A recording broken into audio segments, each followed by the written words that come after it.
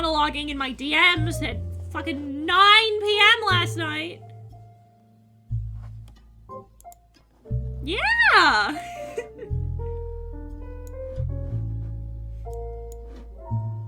I thought I would go in order of the most complicated piece I was commissioned for to the least. Or from the least to the most. I thought that'd be a good transitional period. Individual. So you wanted a shaded headshot. Okay.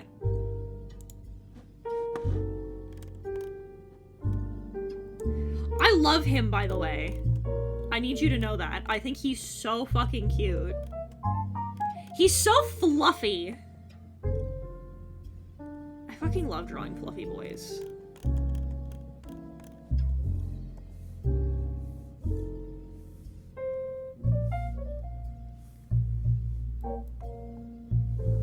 So thank you. It's so sweet of you to say.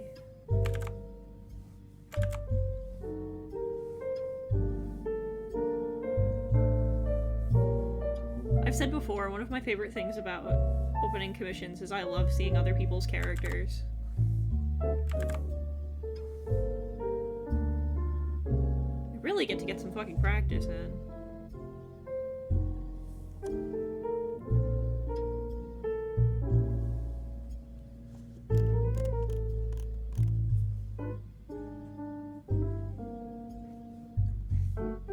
James is on a watch streak. I'd sure fucking hope so.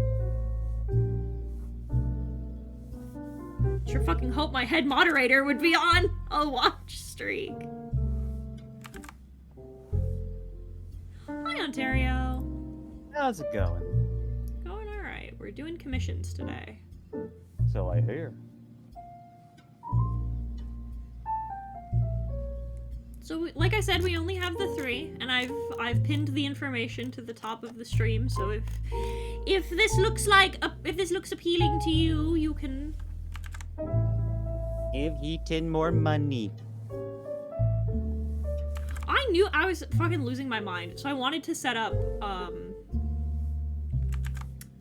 I wanted to open a savings account so that way I could like sequester the money that I'm using to save for MomoCon.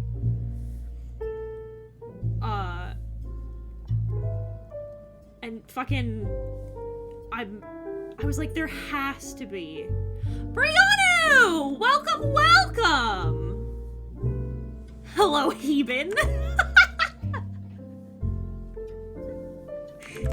Hello, Brianna. I wanted to sequester the money that I get from comms, so that way I can save for MomoCon.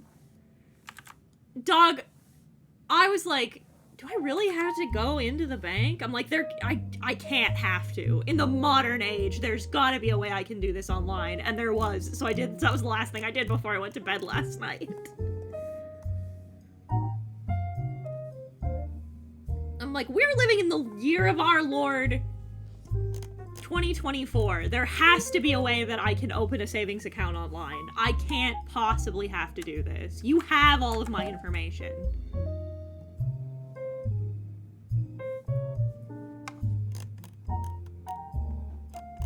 Aether's here. Hello, Aether. I love torture. I love mentally torturing Crafty. Don't we all? With what now? Yeah.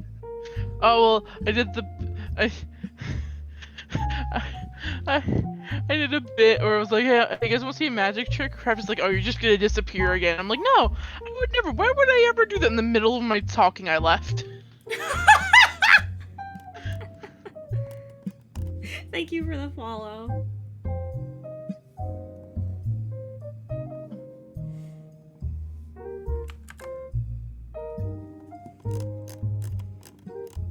Yeah, I know I haven't opened commissions in a while. I'm sorry. I've been so busy. Yeah, this is a threat. Give Heaton your money. Your money, not me, money. Give them your money today. If you don't, I'll know and I'll find you.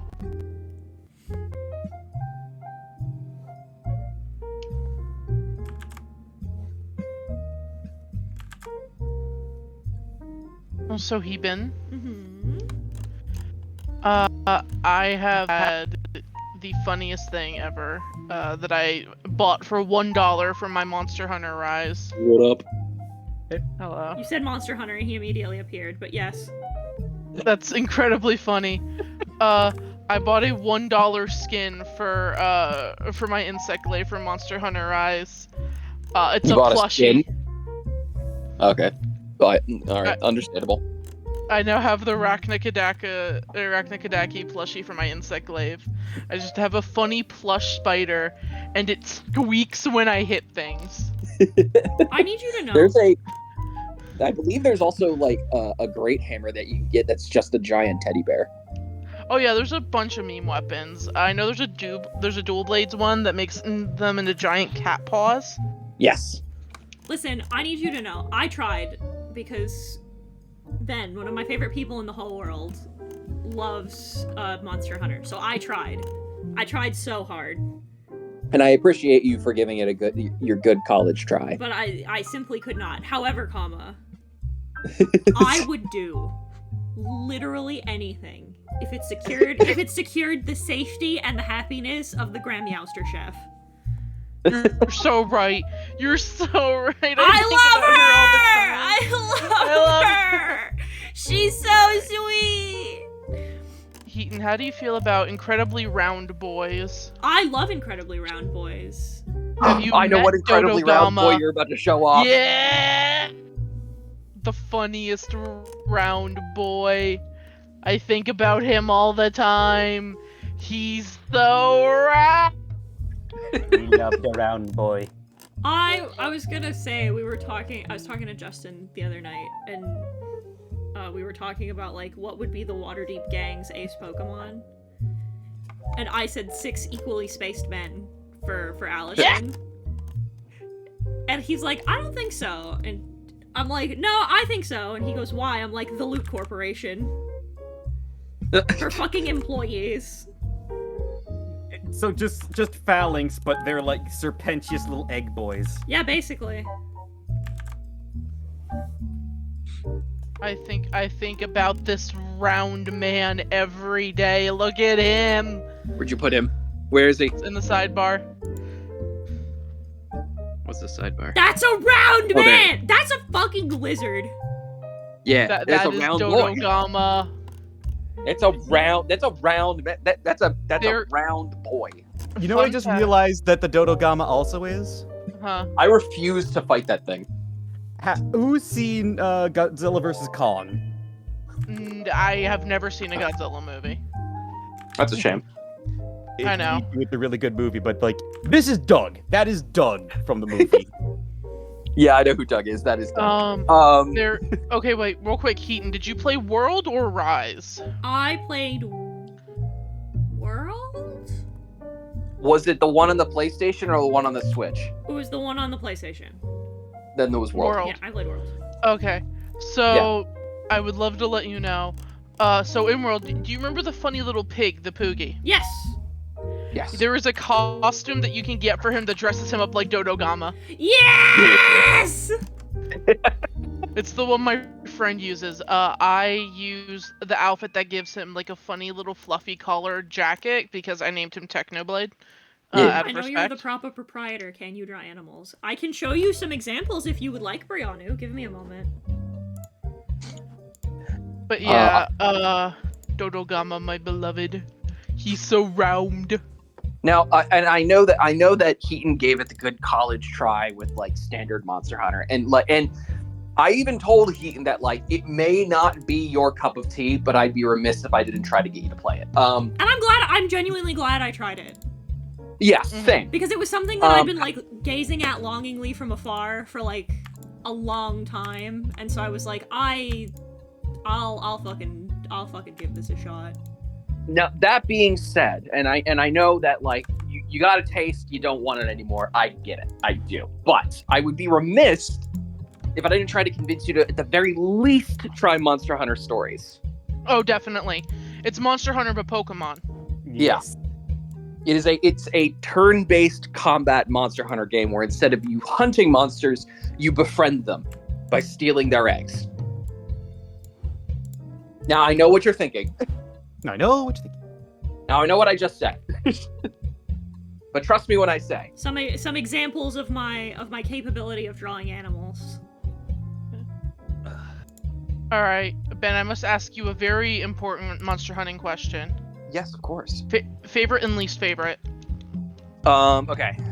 Oh. Like absolute number one favorite? You can give me a couple, Okay. because I've got a couple.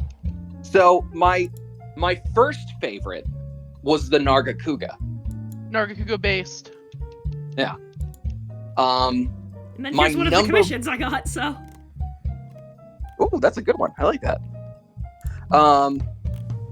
However, my absolute favorite monster in Monster Hunter has to be the Glavenus. Glavenus is also very good. I Yeah. wish acidic Glavenus was a little cooler. My least favorite monster is, and I know this monster is already kind of like hit or miss within the community, but I just think it's a really weird design. Is between the Kulayaku Uh-huh. and the Baggy. I get it. Yeah. I'm personally not a fan of a lot of the bird wyverns. They just all kind of. They all look the same. They all look the same. I like Great Azuchi though. Great Azuchi is a good one. And I'm also a fan of the oh wait, no, I mixed up. The Kulayaku I actually like. It's the Kurapeko. Right, Kurapeka. The Kurapeko is obnoxious. Yeah, the Kurapeko, Uh, it's fine because it's an early game monster, right? It's like, Yeah. so you kind of get what you're you kind of get the vibe of what you're going up against when you go up against the Kurapeko. But yeah, the Kurapeko probably has to be my least favorite monster when it comes to like design wise. It's just a chicken. I haven't taken a It's look at the new just if- system yet. Just a chicken. But other than that, for the most part, all of these monsters are really. Ooh, I also really like the Legiacris. Ooh, the guy Yes. I think there was a reason that it was like, iconic for Tri. Like, say what you will about the swimming system, but like, that thing was iconic. Although the funniest thing is, if you play Pokemon Infinite Fusion, if you combine a Feraligatr with a Gyarados, it becomes a Legiacris. That's hilarious. Yeah. I have from the monsters I've seen, I have a real answer and a funny answer. Yeah, go What's for the it. real answer? My real answer is that I like the Bubble Dragon. Oh, Mizuzune! That's my girl! yeah. That's I love a great one. Mizuzune. I like Mizuzune the, is my Mizuzune is favorite. I like the Very well. Mizuzune, and then I also really like the Kirin. I think is cool. Yes, Kieran also Yeah. good. I love playing Toho Bullet Hell in my Monster Hunter. My But funny, no one. my funny answer is I'm a really big fan of the Gyrix. Really? Which It's one? cool. So okay, Which one? so if you were unaware, for those of you in chat who've played Monster Hunter but are unaware, Metal Gear Peace Walker did a collab with Monster Hunter when they were both on the PSP. And so Yeah. you would get a what are the cats called? The Palico. Palicos. Yeah, a Palico would show up to the island and be like, we need you, Snake, we need you, and you could fight the Gyrix, Yeah. Oh. Well, so which is literally just a flesh and blood monster of a Metal Gear X. And look at how fucking cool it is! Look at how really I will allow fucking sick! sick. Like, no joke, I genuinely want them to bring that thing back. It is such a cool design. It's so distinct. Like, it's so fucking Yeah. cool. Yeah, that's bitchin'. Yeah, it's just Metal Gear X, but it's a dinosaur. Yeah. It's fucking sick as hell. I want to fight it. That I is re- actually sick as hell. Yeah. This was when like both like Monster Hunter. So the Monster Hunter game that came out on the PSP was actually the first Monster Hunter game I played, which was Monster Hunter Freedom Unite. Yeah. Yeah. Arguably, a lot of people within the community say that out of all the Monster Hunter games, that is the one that is the most unbalanced. Because like you fight the Kezu so early, and if you don't have the right stuff for it, you get your shit stomped so fast. Is that the tapeworm? Kezu. That's the tapeworm one, yeah. I hate that fucking thing. There's two tapeworm ones. There's the Kezu, and then there's its cousin, the Red Kezu? No, not the red Kezu. It was in so it featured in Monster Hunter Tri. What was it? Hold on. What was it? I always forget what it's called. It's like the big like leech wyvern, right? Yeah. I think it's like Gigrux or something. Giganox? I think it might be Giganox. Hold on. It might have been Giganox. I mean, It's Giganox. Ooh. Yeah, Giganox. Yeah, put it in the chat to show Heaton. I don't wanna. Put it in the chat. Put it in the chat. I I subject got it. Heaton. I got it. Hang on. Oh, that. I hate that. I hate it. Yeah. What's worst about that thing is that it's technically two-headed. Its tail can also be its mouth. Can I be real with you for a minute? Yeah. I kind of fucks with him. Hi, Nezzy. I kind of fucks with him. I kind of fucks with him. I think he's kind of dope, actually. Yeah. Oh yeah. No. Like design-wise, fucking rad. This is such a guy. Yeah. It's just a distinct, notable dude. However, the terrible thing about this thing is, like I said, it has two heads. It switches between its tail and its front. It doesn't. And then it latches onto the ceiling, and it also like tries to eat you. Like this is the one monster that will attempt to swallow you whole. I will tetronate on tries. That is a single-celled organism, but giant. I also like the big red man that's on all the boxes too. He's cool. Rathalos. Oh, the Rathalos. Yeah. The Charizard of Monster Hunter. Yeah, I don't like Rathalos. That's my hot take. Is I don't like Rathalos. I just find him boring. The only exception is Dreadwing Ratha from Stories 2. Boo. Dreadwing Ratha, my beloved. I'm sorry. I love Rathalos. Like, yes, he's Charizard related, but like, there's just something about his design that looks so. I just think Rathian is cooler. Listen. Yes, Rathian by design. Okay, so between the Rathian and the Rathalos goes over Rathian just a little bit more for me.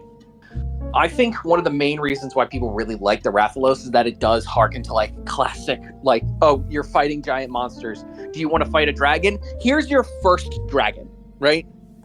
Here's the first dragon you'll fight. That's a dinosaur. I like him. That's it. That's what it literally for me it boils down to. That's a big dinosaur. I like him.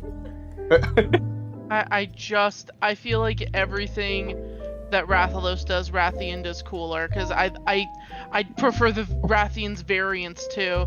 Like I said, the only thing I like Rathalos more for is I love Dreadwing Ratha. If anything happens to him, I will burn this world down.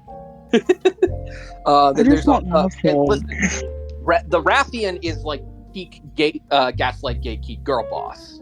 Yeah. Like she's here and she's serving. What she's serving is death, but still she's serving. She can serve both death and cunt. You don't know. Yeah. No. Cunt. As I started calling her, Strawberry Rathian serves cunt. Yeah. Oh yes, absolutely. Pink Rathian absolutely serves cunt. It's Strawberry Rathian and Blueberry Rathalos. Yeah. I want my mouse friendly. Hello, Nezzy. Hi, Nezzy. Hello, Nezzy. I do like Azure Rathalos though. I do think like Rathian Rathalos but blue better. Just better. The blue is a little better. I prefer like my bit is I just prefer Rathian. No, I get it. Absolutely. Listen, you know what monster I hated fighting, yeah, go ahead. Brachydios. Oh, I love fighting Bracky. Listen, my bit I love maybe fighting. I'm not sure, but my favorite part about Bracky is, you know, this thing is a dragon that can control wind. This thing is made of steel. This thing is an amalgamation of parasitic organisms. This guy will just punch you to death. This guy has explosive punches. This dude will Yeah. just beat you to death. This guy, Brachydios and his cousin, Raging Brachydios, will just beat you to death. Yeah. You know what? I can respect that. Yeah. I love Legaia Chris, and I miss him every day, says Daedalus. Yeah, you're so right. Although personally, I still miss Ignactor because like I love the concept Yeah. of a creature that can swim through lava. Listen, Yeah. Ignactor swam so that way he could be butchered by the system and replaced with the infinitely worse Livicioth. Yeah, I put some of my favorites in the live show chat. I don't know a goddamn thing about what anybody in this chat's talking about, by the by. I don't fucking know shit about shit. Oh no, same. Same. I thought we were Please- talking about Pokemon for the longest time. I looked at Braphalos. That's a trainer. Oh, I like Listen. I like the cat dragon. Barioth. One of the names that I constantly say wrong, because I mix up Barioth, Baroth, and Basarios all at once. Yeah, because like Barioth is basically imagine if a bulldozer was a train. dinosaur. He's a choo-choo train. He's my funny choo-choo train. We, I we love him. him. We love the hippo choo-choo train dinosaur. And then Basarios I hate. I know it's simply a child, however, die. Okay. Oh, this is Monster Hunter? Yeah. Yeah, we're talking about Monster Hunter. Basarios Oh, deserves we it. need to get into that because there's a whole cutscene where cats cook you dinner. Oh fuck Yeah. yeah! And there's no end to watching that. You can watch it over and over again, and it's always going to Oh, be fun. thank dude. God. I mean, if you ever wanted to play it or do it on stream, I know, like, I know. There's like Ether would 5 be of one of us. those. I'm Really? very- Wait a minute, hold on. You got to Like a hold on. group of Before you players. submit somebody to Monster Hunter, you have to ask them the question: do you like Pokemon or do you like Dark Souls? Yes. All right, cool. We're good. I like Dark Souls for the aesthetic and the lore, and then I like Pokemon because I'm a nerd. You're gonna do wonders in Monster Hunter. Monster Hunter is such a good fit for you. Oh, Wait, fuck yeah. Nizzy, if you look in the Mhm. sidebar, if you scroll up, there's an incredibly round boy, and I need your opinion on him.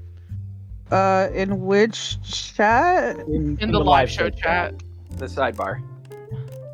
I'm on mobile. It's hard to pick it up.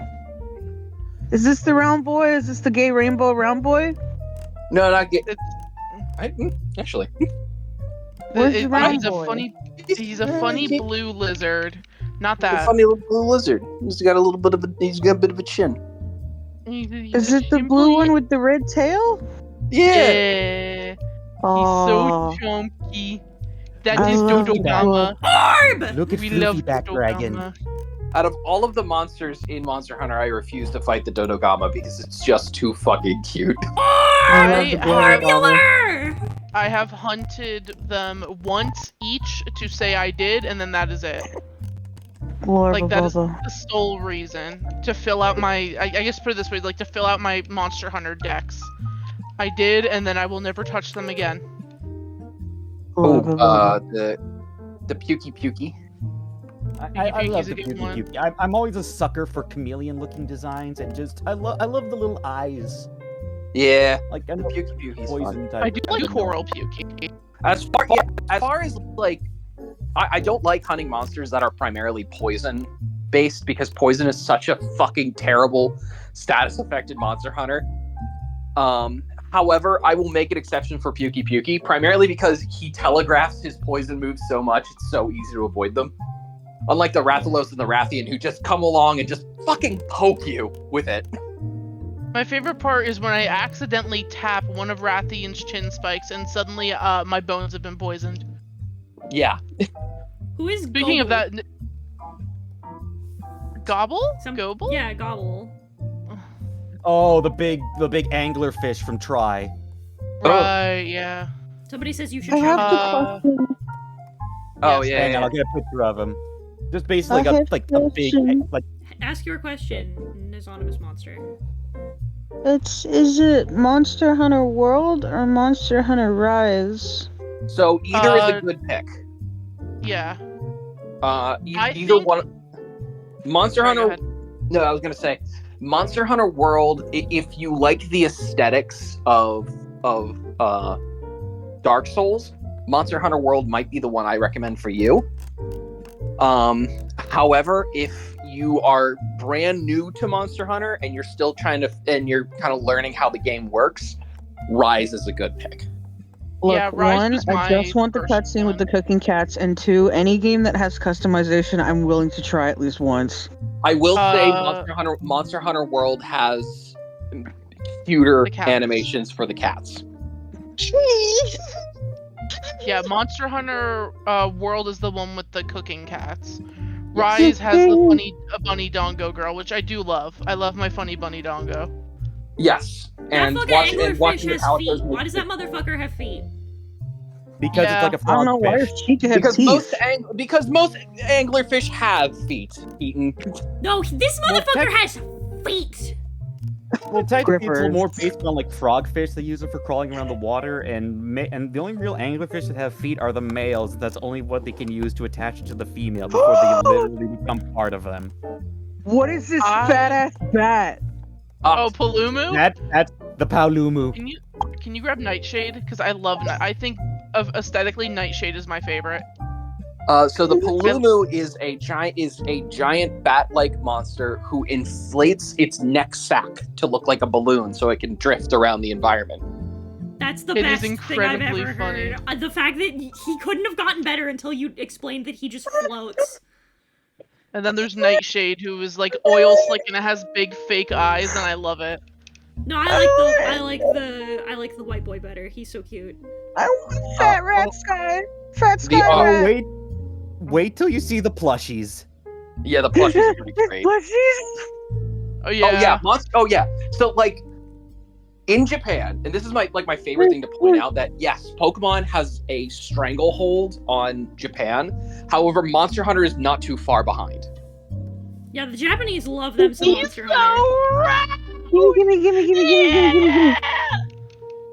Gimme. Oh my if you like- god! If you like other funny round boys, editor, pull up a picture of Tetranadon.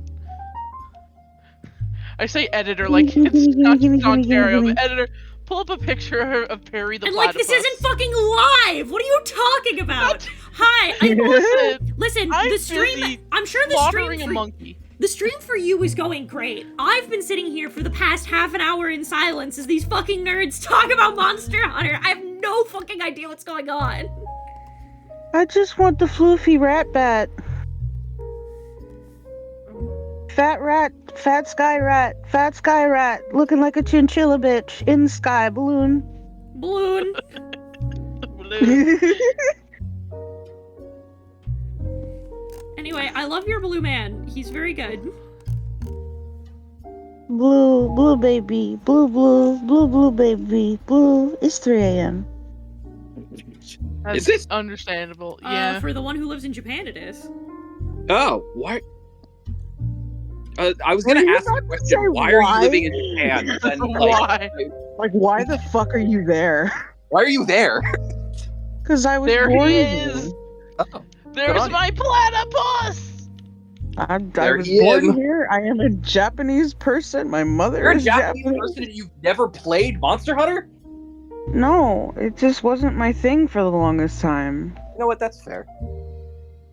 It was like when I was a kid, I preferred right, I preferred a lot of things that looked cartoony, and Monster Hunter was too realistic looking for me to get into it.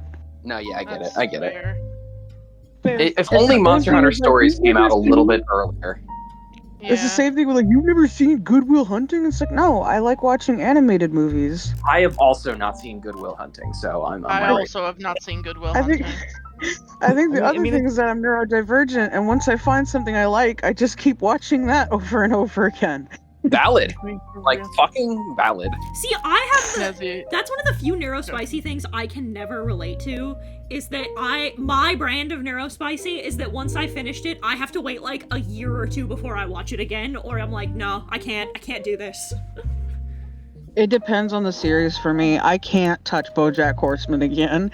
But actually, I can't watch a lot of shows again, but I'll watch the same movie and YouTube video again. Oh, I'll watch the same YouTube videos 1,000 times, but like, Yeah, but when it comes to shows, I barely touch it again afterward. I'll still love it, but I barely touch it again.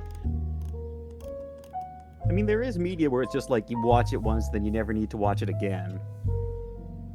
Nezzy, how do you feel about my round platypus kappa? Give me 1 second. I like his feet. The one that does sumo. He does do sumo. Look at them. He does Look at do them sumo. grippers. Look at them grippers. Him got Thundercamp, my grippies. beloved. This He looks like swing- kind of like a hippo. He swing his weight around like a good boy. 'Cause that's also the thing about like Moto Rise, is like like most you. of it is all like.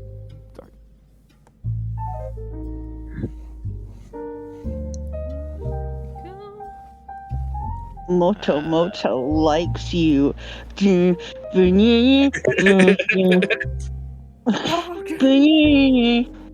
we not the song. No, not even a little bit. Also, I love thank you. God to whoever told me about Multiply and like add glow, because that shit has saved my art. Relatable content. Thank you, Clipping Masks. I appreciate you immensely. Clipping mass and lock transparency, I bow at your feet.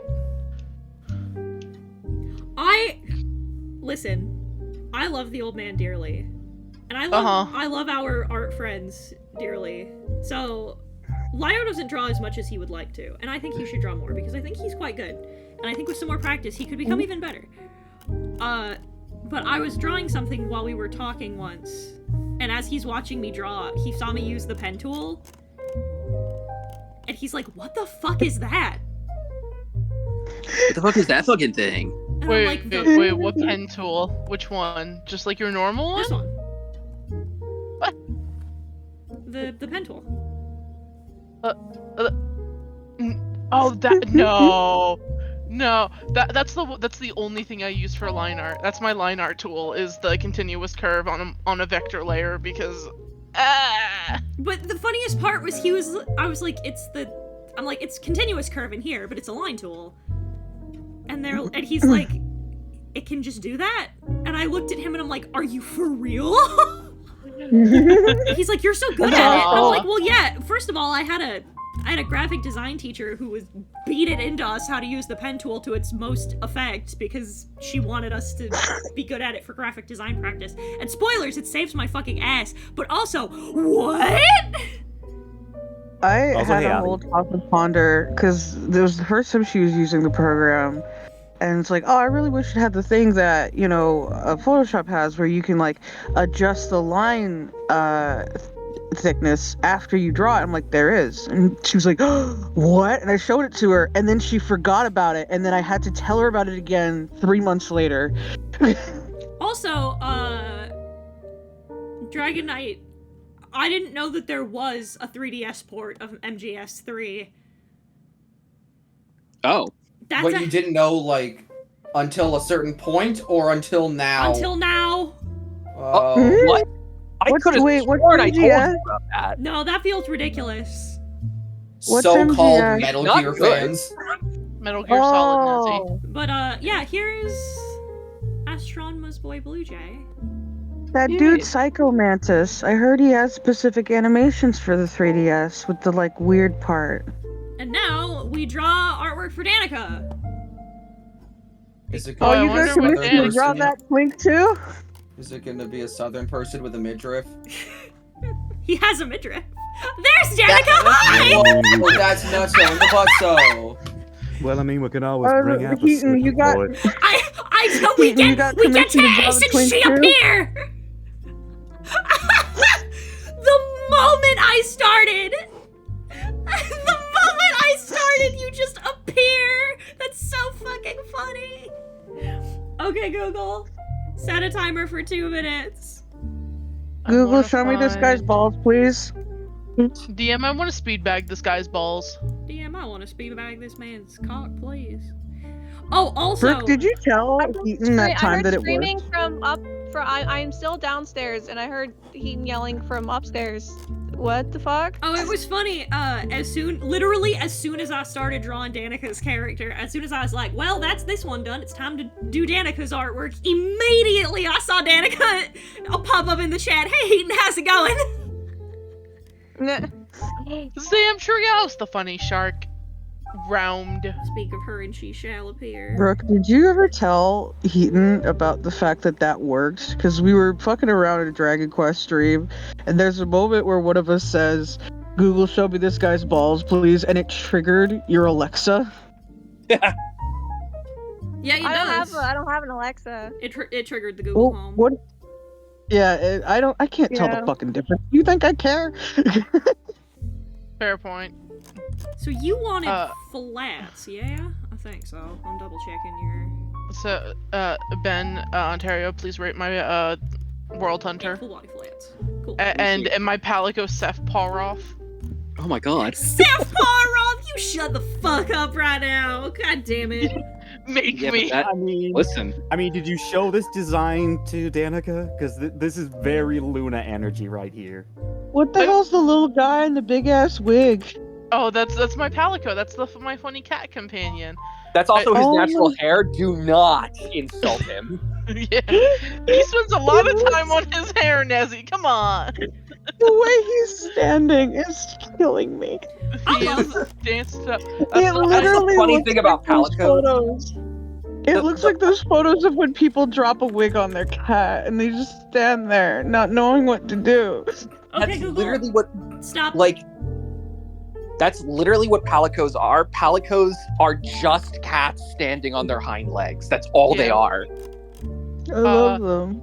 For reference, so that's not my normal insect glaive. My normal insect glaive is the Raging Bracky one with layered armor to look like the Ebony Odo one because it looks cool. Ebony Dementia Ravenway? Yeah. Ebony Darkness Raven Dementia Way? What the fuck is the whole one? Ebony Darkness What is the Dementia whole Raven name? Way. Yeah. Oh, Ebony it's so Darkness close. Adventure Raven Way. You got the right words, just not the right order. Yeah. Ebony have it. Darkness Dementia Ravenway. Okay. Eh. Ben, can you pull up a picture of the meat puppy for Nezzy? The what? The what? Odo, the meat puppy. Which one's the meat? Oh, I know the meat puppy. Hold on. Odo. Also, I still hate- want to drag I don't know Ethereal what I and hate. Ontario. The fact that I forgot what the monster was, or the fact that I understood exactly what you meant when you referred to meat puppy. So 1 second. Yeah. I still want to drag Ethereal and Ontario to play the forest with me. I think it'd be funny. Mostly I want to because when it build comes several bridges and use none of them. when it comes to survival games, I'm the one that's like, I am the homebody. I will sit here and I will make house. Dude, you have no idea. The first time I played Minecraft, I made my house, I went out to find a dog, I breeded them until there's 7 dogs in my house, made them all sit down, and then stayed home. That's so fair. Every time I I- log back into that world, I just walk around, feed my dogs, and go back home. So fair. I'd have to do it in the Noodles' origin server where I'm a funny bee, but I need to find a jelly cat because it's very important to me that I find and bring home a jelly cat. All right, are you ready for the most like metal thing that Monster Hunter has ever created? Yeah. Here we go. There it is. Oh, wow. Meat I want to puppy. give it a kiss. The Odogaron.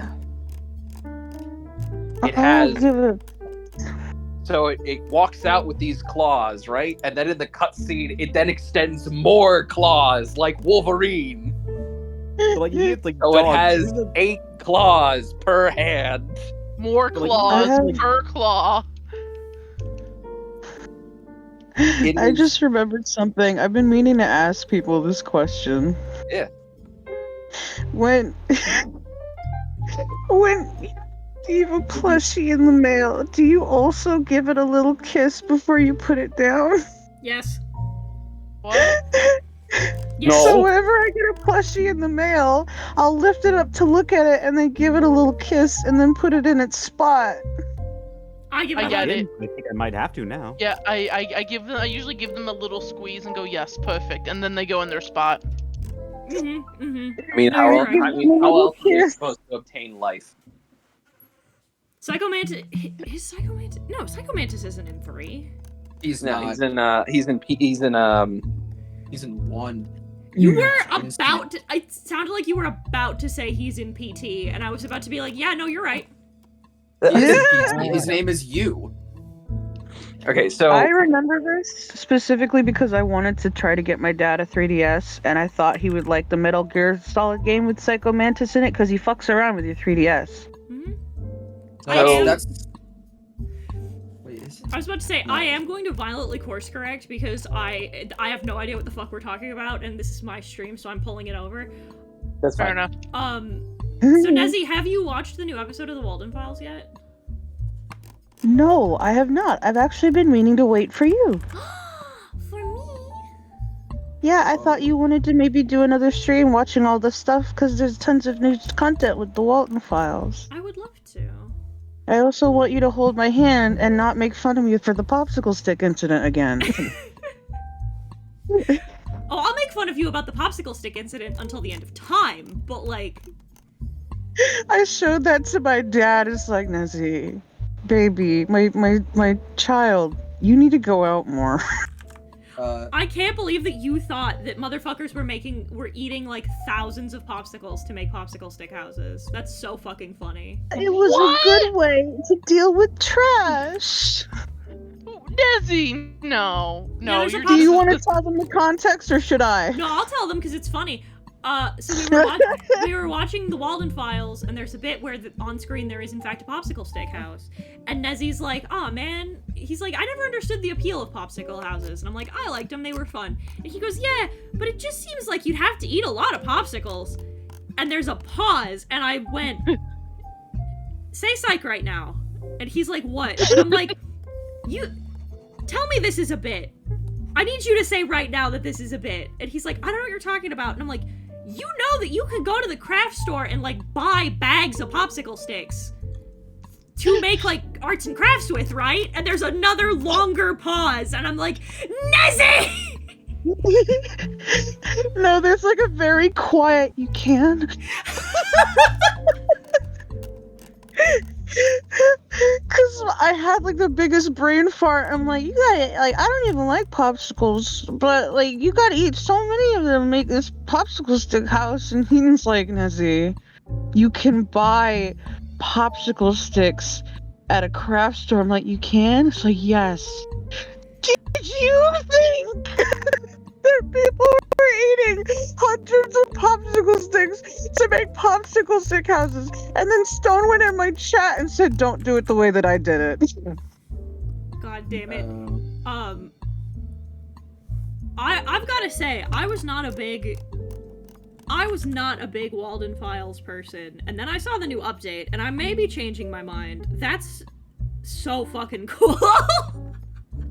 I need to watch it. You need to watch it with me. I need you to hold my hand. And the other reason is because I do remember from the stream where we did do the Walton Files, which a lot of people kind of liked, is we kept making fun of the animatronics because why do all of them have an hourglass? Yeah, they're like weirdly, they're weirdly thick, and I don't know what's up with that. Drawn by Oda. Hey Martin, why did you design your robots this way? Like, I'm jealous. Why can't I look like that? I'm too much of a coward to watch the Walton Files. Walden Files, I think, is actually a great entry point because it is, in fact. Listen, am I saying that originally I wasn't a big fan of the Walden Files because it felt like Five Nights at Freddy's fanfic, but now I'm coming around on it because as an adult, I'm getting really tired of Five Nights at Freddy's spinning its wheels while Walden Files is doubling down? Yes, that's exactly why. That's 1000% why. Because, like, let me tell you something. I'm a big fan of when people fucking commit to the bit. You know what I mean? Mm-hmm. Yeah. Like, one of the things that infuriates me consistently about Five Nights at Freddy's is like, and Wendigoon talked about this when he watched it, is like, nobody will commit to the abject, terrifying body horror that is having your fucking corporeal flesh crammed inside a space that was not meant for it, full of wires and metal and pieces and the slow process of bleeding to death inside that, and then having that become your new flesh and your new existence as you shamble aimlessly through a place where you were meant, that was literally designed to make you feel safe. That's pretty fucking metal as shit. And I'm glad that Walden Files actually is doing something with that. Mm-hmm. Again, I still say you need to either read or watch Virus. I might. I will say this. I will say this is a major criticism of the Walton Files. As someone who's talked about, because Heaton talks a lot about the stories in horror, I talk a lot about the mechanics of it. Because there's too many fucking people, and this started with the Sonic.exe shit, where they think spamming, flashing images, and loud as fuck noises is the way to go.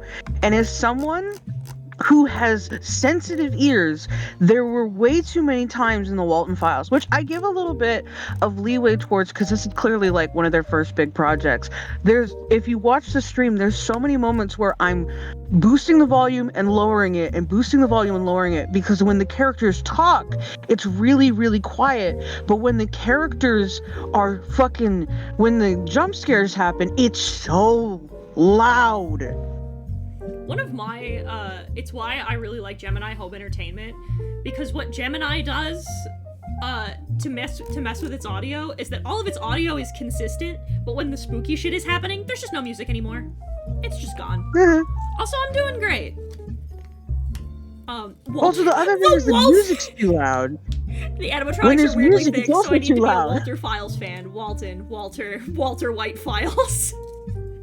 Yeah. We need Okay, so now we need 5 Nights at Breaking Bad.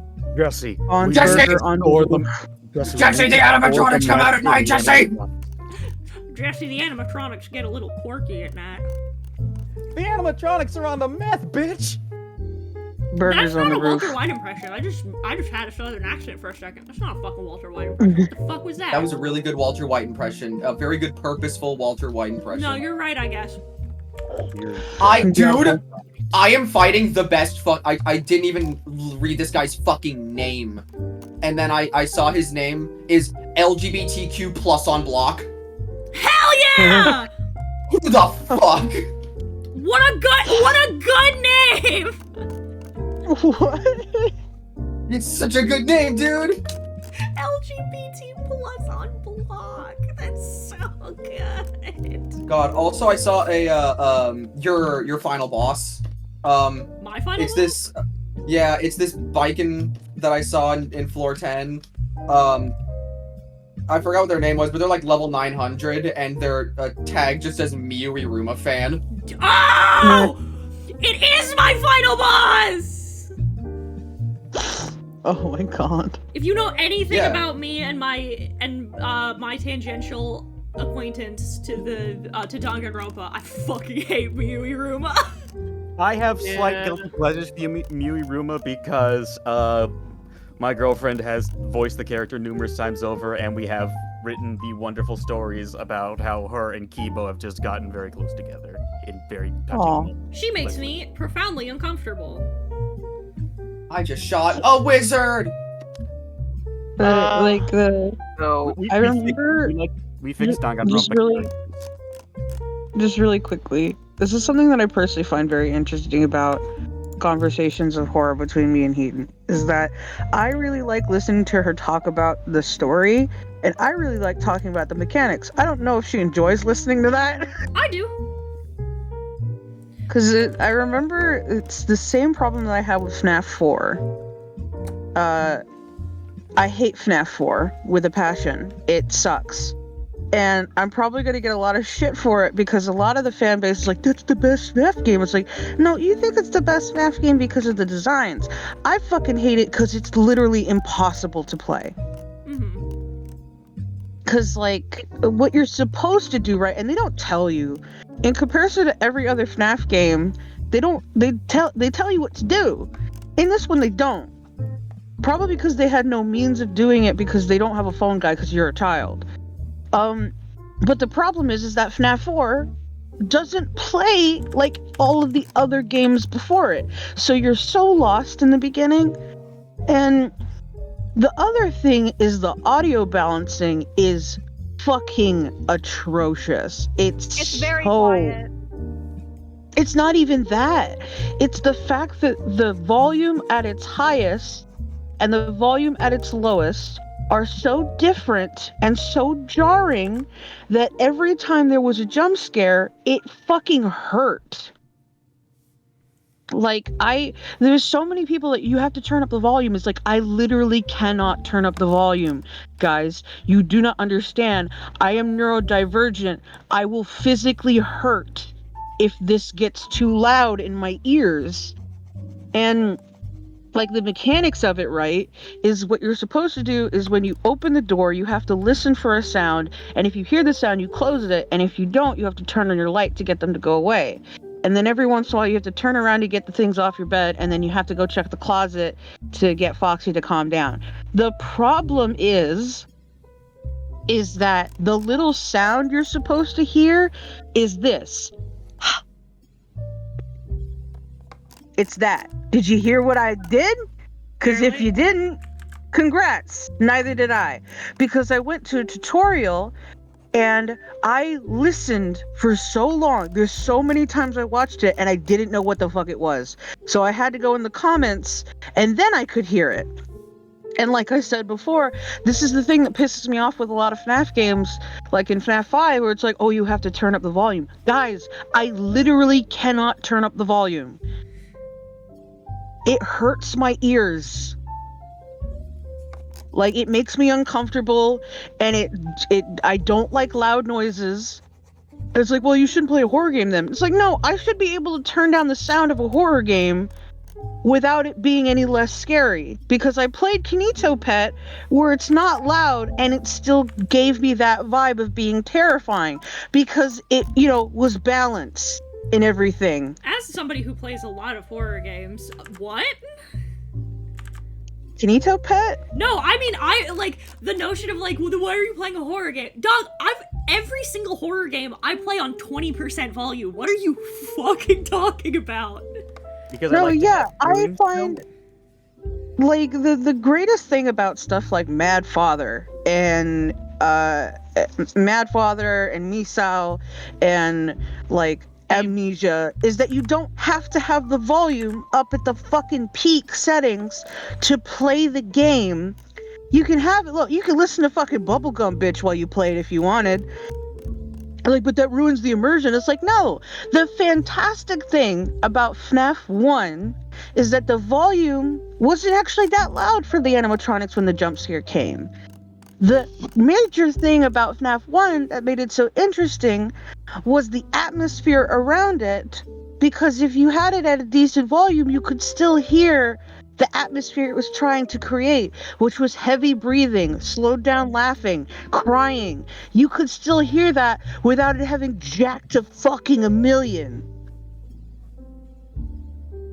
Audio balance. Also, hi, welcome to another episode of Heaton's catchphrases. Today, if you have head bob and motion blur turned on by default, I hate you. I hate you and you smell. It gives me headaches and makes me sick to my stomach. Please don't do that. Oh, that's one of the reasons why. Oh, sorry, go ahead. Well, sorry, because you were talking about that. I know a big thing, hi. I don't play it anymore because I play worse games. But I used to play, the funny little Dead by Daylight. I like that you're like, I value my sanity, so now I play Overwatch. Yeah, like, I said that I play worse games. But my bit Horse games? Worse. Oh, okay. But the bit that I'm getting at is in Dead by Daylight. I have a streamer friend who has another friend, and that person is pretty much deaf. They have 10% of their hearing, and Dead by Daylight took how long has it been on? Like 6 years, something like that, to add accessibility options for that. to add a visual heartbeat, and I'm like, why did that take so long? And the bit too, but that we're still trying to get is, hey, maybe I should be able to turn down the sounds of choking and vomiting. I think that'd be nice. Spoilers. I can't play Dead by Daylight because I'm fucking I'm emetophobic, and so if I hear the sounds of retching, then I will barf. I will start to copy it. Yep. Because there are people who physically have to DC if they play against the Plague or the Hag or anybody with those choking whatever sounds. And like, I know the streamer that I'm friends with had to DC all the time against Clown because the Clown's poison bottle effect gave her migraines. And when people would ask, well, hey, why'd you DC again? She would explain that. I'd be like, well, maybe you just shouldn't be playing a horror game then. And I'm like, what? That's the least productive way to end that sentence. Like, well, maybe just don't play it, but I want to play it. Has it ever Why occurred wouldn't to you want more people to play your game? I was about to say, has it ever occurred to you that, like, maybe, just maybe, you should let people play your video games? It's called accessibility. You know what sticks out to me so much? Like, Like, they did this in that bug game, which made Susie laugh, because if you have arachnophobia, you can turn it on, and it makes all of them into balls. Yep. or like fucking Lethal Company, where it replaces with the word spider. Yeah, That's it's my Gmod favorite. error text that says spider. It also happens in a smaller game called Devour, where there's an entire spider-focused level, and instead of being spiders, it makes them into, like, weird amorphous gray blobs that just undulate at you through the hallway, and it's really funny. The main villain of that is a tube with a woman's face on the end of it, and it's really funny. Like, I don't like this mentality that, like, horror should make a person suffer for watching it. I don't like that. I think so often about fucking when Germa was playing RE4 and he was playing as Leon and he played, I forgot what song it was, but it was like some fucking like meme song from back in the day while he was playing Leon killing all these zombies and shit. And it was funny. Like, it was still Resident Evil, he was still able to do everything, and it was still at least somewhat scary. But like, it still had this fucking goofy music playing, and he was still being a little asshole about it. And then when he was playing the Ada DLC, he had the music muffled, like Leon was in the fucking other room. That's funny as hell. It's one of the funniest things I've ever seen in my entire life, and everyone's like, I can't believe Resident Evil 4 is finally good. I'm so glad that you're enjoying, this is part of why I wanted to do these as streams, is so that some of you could be like, I'm gonna watch you draw my character. I'm gonna watch extensively. Yeah. I was gonna say, I might go back to doing those. Yeah, I don't like this mentality that, like, the media that you consume, when it's horror-wise, it should, like, hurt. I understand fear, but not, like, physically fucking hurt. And it's the same thing, like, okay, great hint to game designers out there, do not make the camera go up and down to simulate walking. Yeah, don't turn do that. head bob off. If you have head bob on by default, I hate you. Oh, I love the game Dream. Susie really wanted me to play the game Dream, and I'm like, I really want to play this with you. I have to take long ass breaks. I haven't even touched it again because you can't turn it off. Oh, then I can't play it because I'll throw up. I was just like, I'm getting a little sick. It's like, you don't have to play. It's like, you bought the game though. I kind of have to. Oh, my favorite was I really wanted to play Pony Island, but the fucking chromatic aberration gave me an actual for realsies migraine. Oh, Pony Island. I thought you could turn off the chromatic aberration in Pony Island. You can't. And you want to know what's funny? You wanna know what's funny about that, actually? So, I really wanted to play Pony Island, but I couldn't because the chromatic aberration gave me a headache. The funny thing is I looked up, because I was like, I wonder if there's... I'm like, this can't be just me. I know this happens to other people. I'm gonna look up and see if there's a mod. And so I looked it up, and somebody else had proposed exactly that, is that for people with migraines, can you make a mod to just turn it, or they're talking about it in the Steam forums, and they're like, can we just turn it off? And they said, well, okay, we didn't think about that when making it, and we can't.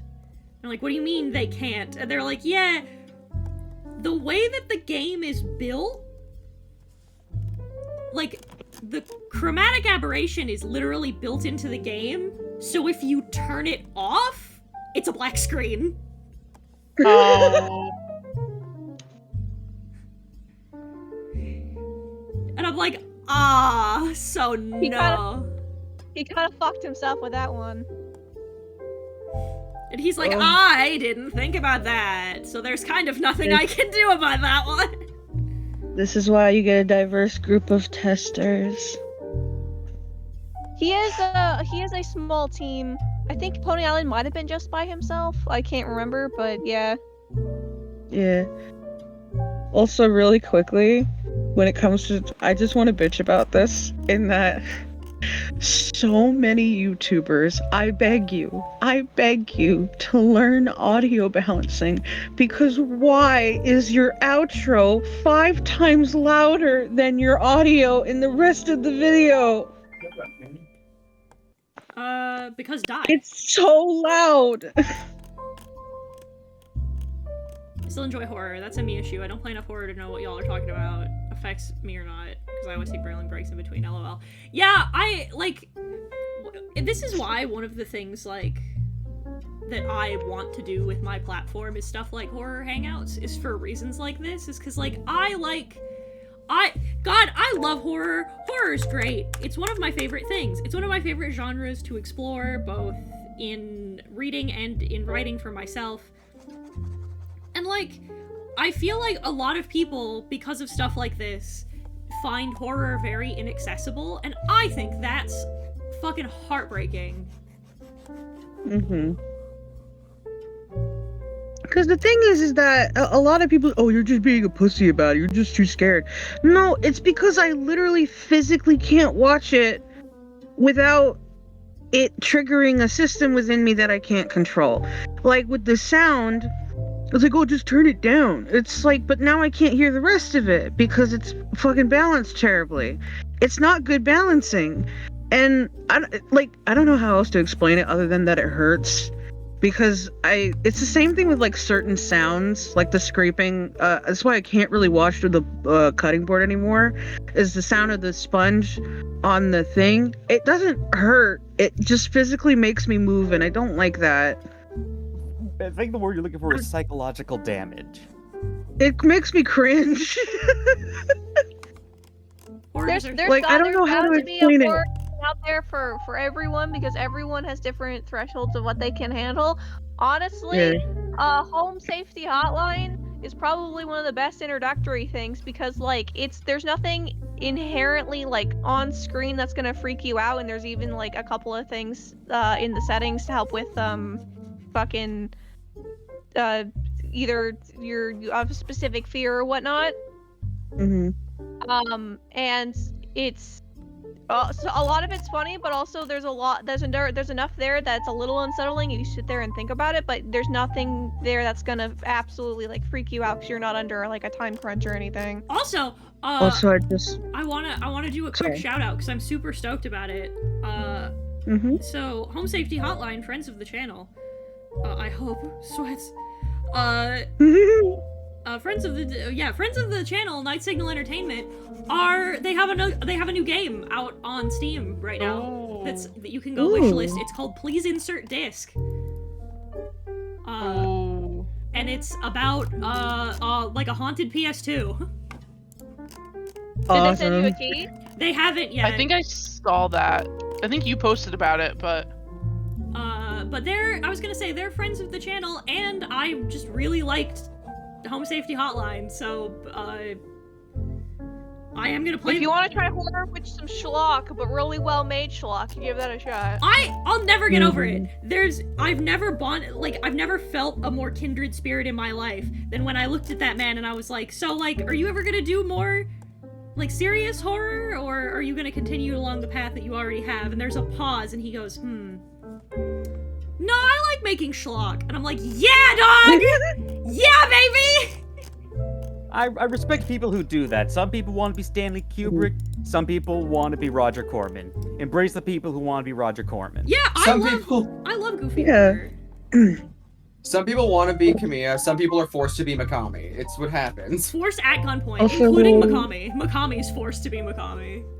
Remember when he was like, I don't want to make Resident Evil 4 anymore, and Capcom was like, shit, we have so many Resident Evil 4s for him to make. Oh no. That's why that when Heaton visits, she wants to go to the Capcom building and flip it off. No, I wanna Also, flip I it off figured Konami. out. Oh, Konami. I also figured out the perfect analogy for how those sounds make me feel. It's when you're wearing wet socks. Yeah. It's that. It doesn't hurt. I hate it though. No, but I will say, like, Nezzy, we go to Japan, you're gonna take me outside the Capcom building, and I will hold up the sign, when new Darkstalkers.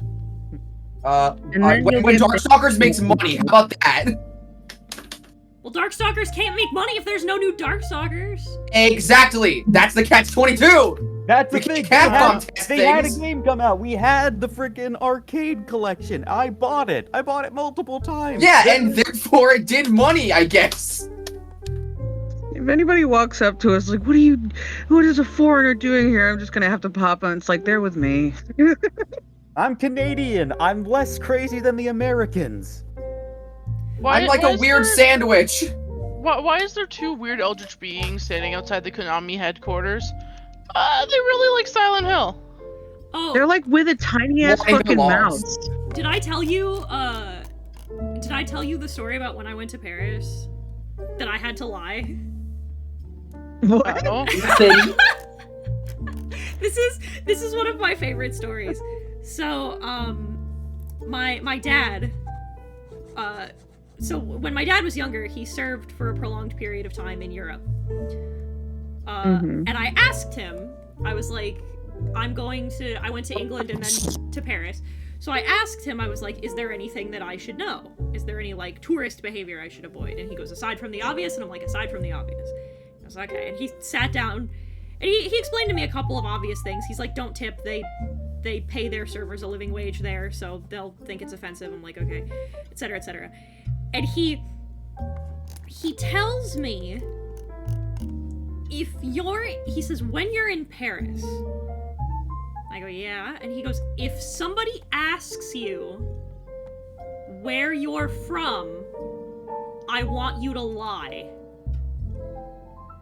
And I said, what? And he goes, I want you to lie. And I'm like, what do I say? And he goes, tell them you're Canadian. And I gave him a look, and I'm like, why would I do that? And he sighs, and he goes, because if you tell them that you're American, they're not gonna help you. That makes too much Yeah. sense. No, that makes too much I sense. mean, he's not wrong. Yeah, he's like, if you tell them that you're American, they're not gonna help you. And I'm like, are you for real? And he goes, yeah. They won't. He's like, they'll just ignore you. You have to lie. And I'm Also, like, are fucking- you for real? And he goes, I swear to God. They're so biased against Americans despite not knowing jack or shit or not understanding which types of Americans they're getting, because not all Americans can just travel across the pond. The other bit when I was in Paris, this is one of my favorite stories from that trip. We were told on the bus that in Paris, if somebody approaches you with a clipboard and asks you to, like, fill something out for, like, philanthropy purposes, don't. It's a scam. Mm-hmm. They're like, you're not allowed to, if you're, like, a legal nonprofit, in France, you're not allowed to solicit. And I'm like, oh, okay. So we get approached by this woman who has what I can only describe as like, because I don't fucking know where, but like a very thick Eastern European accent. So like a Poland, Czechoslovakia, like that kind of an accent. Mm-hmm. And she approaches us with a clipboard, my grandmother and I, and she says, in her thick accent, she asks us if we speak English. My grandmother starts. I grabbed her, cut her off, and I had taken several years of German at this point, and I didn't know very much. I still don't, and I've forgotten twice as much as I remembered. with Hebrew. But I did remember how to ask somebody if they speak English. So I did a little back trace in my brain, and in German, I said, nein, ich spreche, and I kind of just waved to be like, to imply like, no, we don't speak. And the lady goes, oh, okay, and then walks away, and my grandma's about to open her mouth, and I grabbed her, and under my breath I went, don't start speaking English until she leaves. They'll leave us alone if they think we don't speak English. And then they did. I'd also like to fucking apologize. I don't know if anyone heard that. I did a little like, yeah, I'm getting on a streak, and I kicked a little bit, and I hit my desk in the worst possible angle, and I had to Scooby-Doo contain the scream until I could grab my mic, but I fumbled it, and I ended up not muting in time. I didn't hear a So single bit of came that. up and someone got fucking jump scared. Awesome. Awesome. It was some Looney Tunes shit. That was a Looney Tunes ass scream. I'm sorry that this is what you're gonna live with. For years. Fucking, I don't know. I'm American. I do remember. See, this is the Czech Republic and Slovakia. It's Istanbul and Constantinople. A long time ago to Constantinople, now to Istanbul. I went to. there was like Prague. Toby, get off the tree this instant, young man. You're not my I will bud. tell you this is a fun fact, is that a lot of Japanese people have struggled learning English when they already know French, and vice versa, because English and French actually sound quite similar. It's because we stole And I a know lot this of their because my words. Japanese. Yeah, my Japanese teacher was like, "Oh, I have a wife. My wife is Japanese, and she knows French. So sometimes when I say an English word, she's like, "What the fuck is that?" It's like, "Why are you speaking French?" And I was like, "It's no." And one time, so in Japan, right? I went to a Japanese school for a period of time, and we do like school trips sometimes. Or it's like you go around the country, you go around your country learning about like temples and all that. And one time we were on the train, because they would give us a flip phone and we'd go on the trains on our own. So it's also supposed to teach like independence. Mm-hmm. And they run up to me saying, this down, tasukete, what. And it's like, what? And they pull me up to this guy, and it's like, she speak. And I'm like, what do I speak? And the dude blasts off in French. And you're like, I don't! And I'm like, I speak English. She's like, oh. And then he tries his best to speak English, and he's basically asking me, is this train A? And I'm like, yes, it's train A. And then when we moved away from it, I sat there like, was it train A? Oh no. I'm just I don't know. I'm literally seeing that one episode of Sailor Moon where they have the one guy who comes in and speaks English, and they're just all trying to figure out how to say it, because I know in the dub they changed it to French. Thank God. I would love it if they just in English, like they've been speaking English the whole time, and they're like, "Fuck, we don't know English." No, But like this is a fucking localization dubbing fit. Because I know they did something with that in like Card Fight Vanguard. Like, why is all this written in English? Like, I don't speak English, and like just like it's said into the dub. And it's just like, this is why you have adaptive script writing, people. No, I think it's funny. I had a similar moment in Paris when we went to the Louvre. There was this lovely little chocolate shop, and that's where I got the best piece of cake I've ever had in my life. And I saw that all of the pastries, of course, naturally, because we were in Paris, were written in French. And I was like, for some of these, can guess what's in them. But a few of these, I don't know what these words mean, and I can't tell. Is that chocolate? Is that coffee? Like, what? What? And so I approach the lady who was working, and I'm like, hey, and I said, I can't read these. What's in them? And she looks at me, and she looks at me, she looks at the thing, and then she looks at me again, and she says, oh, and she starts telling me in French. And I'm like, ma'am! I'm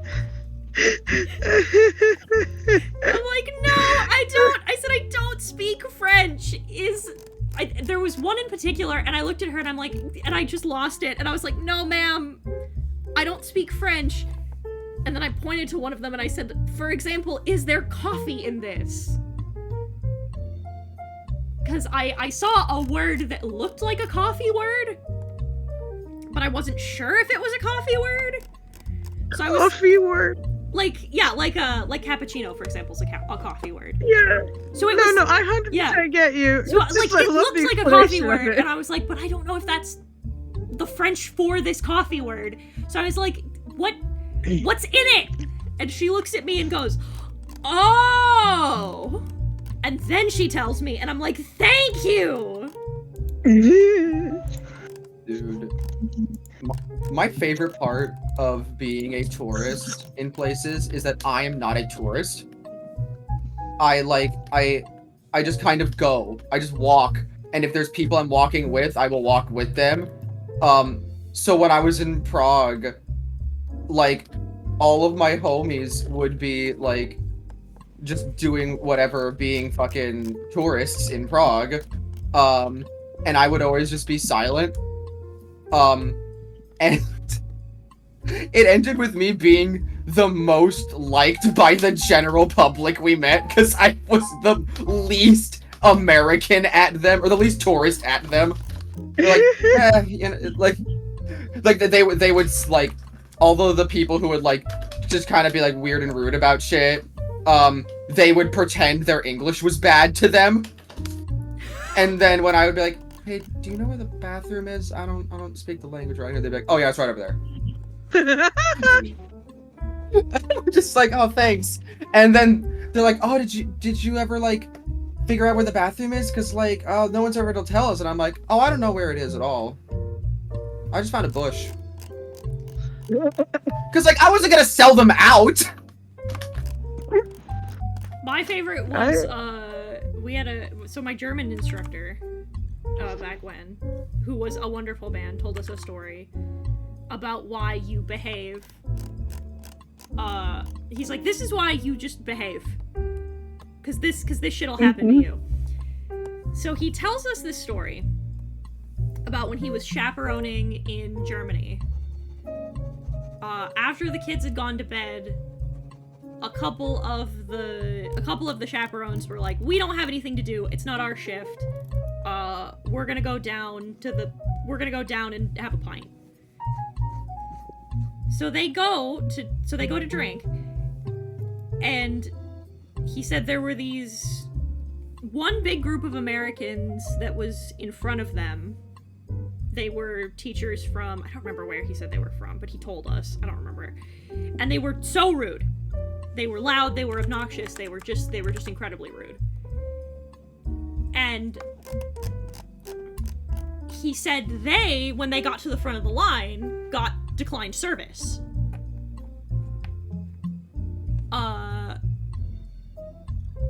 they were like, what the fuck? What the fuck? What the fuck, dude? And so so our teacher gets up front and he says, and they're like, hey, are you with them?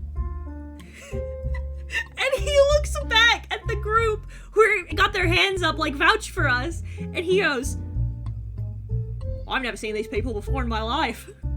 Yeah! Real gamer! That's a gaming moment! He just faked an Australian accent and they let him in, and he just left them! That's an funny as actual hell. real gaming moment. And we were like, you left them? And he's like, you bet your ass I left them!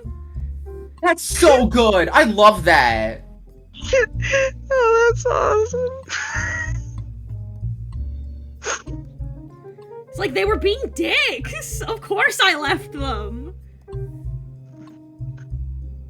I have to contemplate. I know that you guys wouldn't act that way, but I have to sincerely contemplate if I would end up just dipping if you guys acted like that. You have every right to. Yeah.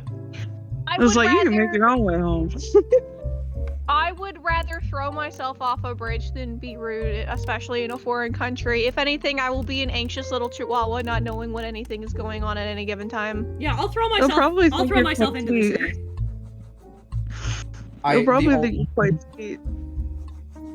like I always make it a mission to like learn how to say thank you just in an appropriate way wherever I am.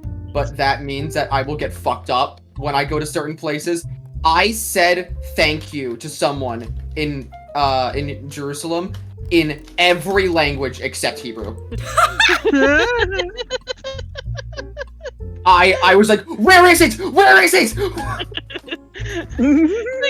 the tiny obbies in the. Sorry. Nez, you have a very important question, because there's a guy that I've seen on TikTok who's done a lot of, like, I don't know if he still lives in Japan, but I know he's an American that lives in Japan and has either done a lot of, like, English teaching or whatever, so, like, but he's, like, been in Japan for a long time at this point. Can you seriously get away with, like, saying just American words, but with kind of a Japanese accent, and people will be Yes. like, oh yeah, I know what you mean. Yes. That's very interesting. Because when I went to Japanese class, the instructor was like, "Oh yeah, if you say hot dog, they're gonna be confused. But if you say hot dog, then they'll understand." Because that's how they were taught to pronounce it in the class. Oh! I would know. I was in the class. Have I... first of all, here's your boy. I'm glad to see that you like him, Danica. I can hear her barking. Please keep it down. So the other thing is, have I told you the story of Hot Dog and Michelob? Have I told you that story? What? So my mom used to work at an Olive Garden inside of the Minneapolis St. Paul airport, like years ago when she was in college. Yeah, There's an Olive Garden in an airport? there used to be. I don't think it's still there. Why? So you could eat when you had a layover. Yeah, but why fucking Olive Garden? Fucking, I don't know. That's not the point. So Sometimes you crave the Italian. sometimes you crave soup, salad, and breadsticks. I don't know. So don't ask me. But so my mother told me, was telling me stories about when she worked there, and she said that like some of her favorite people to work with were Japanese businessmen, because they were just really polite. And she said the thing that got her was there was one group of, she's like, there was this one rowdy group of these Japanese businessmen who clearly had never been to America before. And this was their first time. And they were sitting around and they called her over. It's so important that you know that this was an Olive Garden, because they pull my mother over, and they're holding the menus, and emphatically, insistently even, they looked at her and went, we would like hot dog and mikrop. And my mother looks at them and goes, I'm sorry? And she says, and repeatedly they were like, we would like hot dog and mikrop. And she said, we have Michelob. You can in fact get a Michelob. You cannot get a hot dog. This is an Italian restaurant.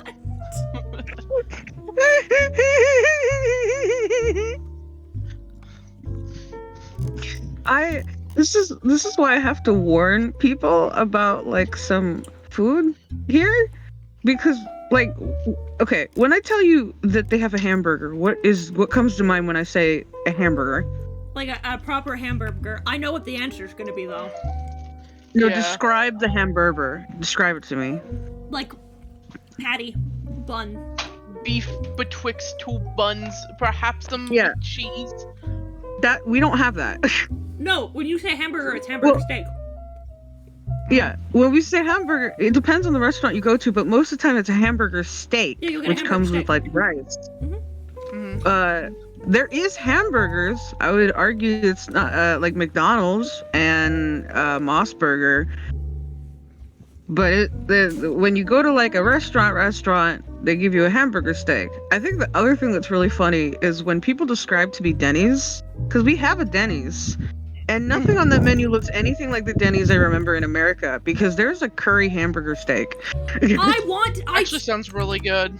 I told Justin, I was like, there's two things that I really want to do, and there's two things I really want to eat in Japan. I really want to have Japanese KFC, and I really want to go to Japanese Denny's.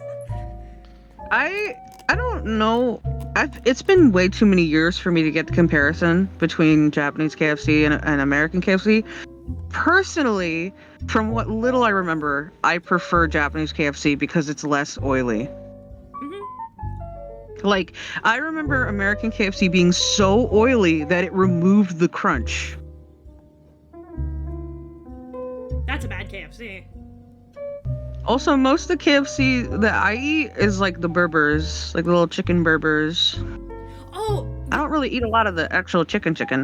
fucking speaking of Denny's, I'm sorry, I'm on like 7 different layers right now.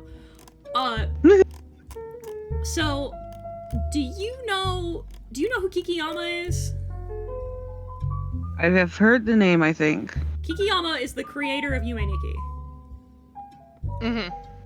Okay. Kikiyama famously made Yume Nikki, released Yume Nikki, and then fucking disappeared. Just casually redefined indie horror and then left. As is their wont. We know nothing about them. Well, recently, like last year recently, they did, I think, their first ever interview with one Tobias Fox. God damn it. With one very funny dog. Tobias Fox when I find you. In which he asked them a bunch of like, he was like, you're a very private person and a very anxious individual, we would seem. Which, yeah. Spoilers, I played Yume Nikki. I would sure fucking bet. And so he was like, hey, I'll just ask you yes or no questions. And so he just asked Kikiyama a bunch of like random yes or no questions. Some of them were insightful, some of them were not helpful in the slightest, and we still don't have answers to like 75% of the things I'd like to know about Yume Nikki. But at the very end of the interview, he was like, listen, I've been softballing you. I've been giving you nothing but yes or no answers. But I have to give you one answer you have to like answer for real. If you and I were to go to Denny's, what would you get? And Kikiyama answered it. Hang on. Yeah, I'm glad that I could put in Kikiyama's space and then it filled in Denny's order. Thank you. That's funny as hell. What was their order? I'm looking it up. Yeah, the first ever interview with Kikiyama. So the questions. So the questions went like this. These were the questions, in order. When you published Yume Nikki version 0.10a, did you think this is it, the final version? No. The site Vector, where you originally uploaded Yume Nikki, was home to many other games such as Cave Story and Mao no Akuji, among others. At the time, were you enjoying other free games? Answer: yes. Yume Nikki is made with RPG Maker. Before making Yume Nikki, have you ever made a more traditional RPG? Using the default systems in the engine, even if you never intended to publish it anywhere? No. Which was actually a cool question. I would have asked that as well. Did you often draw creatures and scenes in Yume Nikki style before you made the game? Answer: yes. I would have figured. As a kid, was there a time when you tried to draw things like cute girls in a more traditional manga style? Yes. Have you ever played any of Osamu Sato's games such as LSD Dream Emulator? Yes. Have you ever listened to any of Aphex Twin's albums? Yes. Or no, the answer is no. When I first released Undertale, it unexpectedly became very popular. I became very stressed because of it. I've become more relaxed about it now, but have you ever had a similar experience regarding releasing Yume Nikki? No. Which I think is a fascinating answer. Because this motherfucker was like, no, I was not stressed because I simply released it and then disappeared. I simply returned to the primordial mist. Do you still make art or write music sometimes, even if you're never gonna publish it? Yes. I'm glad to hear that. That makes me really happy. I'm glad Kikiyama, even if Kikiyama never shows it to any of us, I'm glad that they never lost the passion for creating. Up until now, I've just asked yes or no questions, but it may be hard to answer that way for this one, so be ready for this. If we were to go to Denny's together, what would you order? I'll send you the menu. Let me know. And then it's a link to the menu. Answer: rice casserole with 3 types of cheese and shrimp. Awesome. So just so you know, we don't know Kikiyama's gender, we don't know their age, we don't know anything about them, but we know their Denny's order.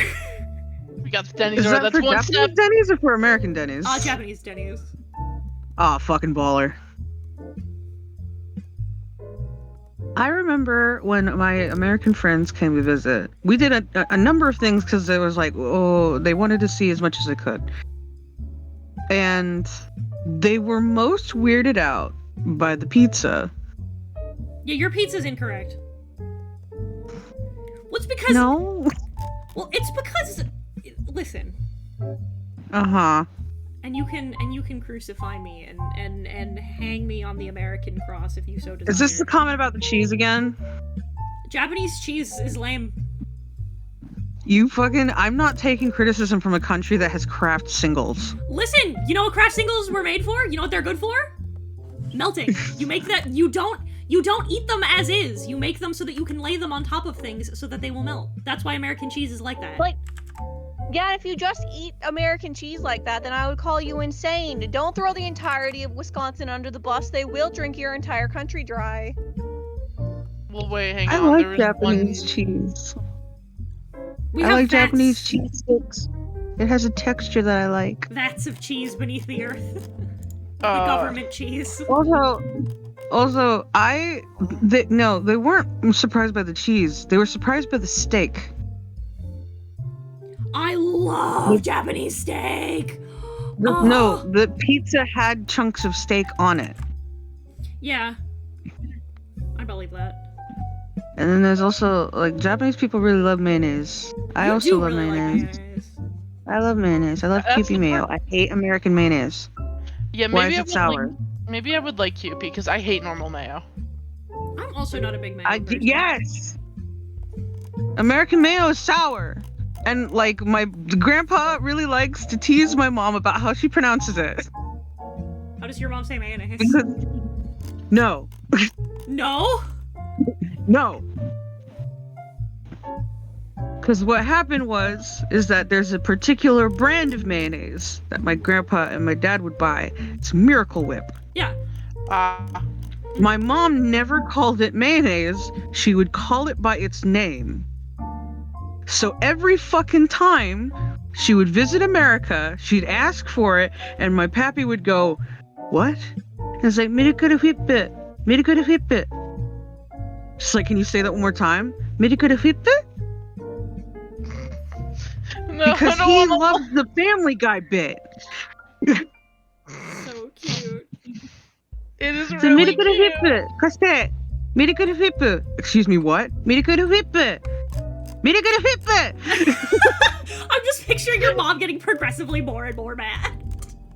I will tell you this much though, having biracial parents leads to a lot of funny moments, including the time that my mom called my dad out to the point where the whole family looked at him. Because what happened was, she in America.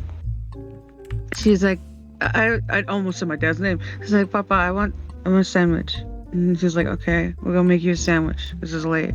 And so he goes to the kitchen, and she follows him to tell him what she wants from the sandwich.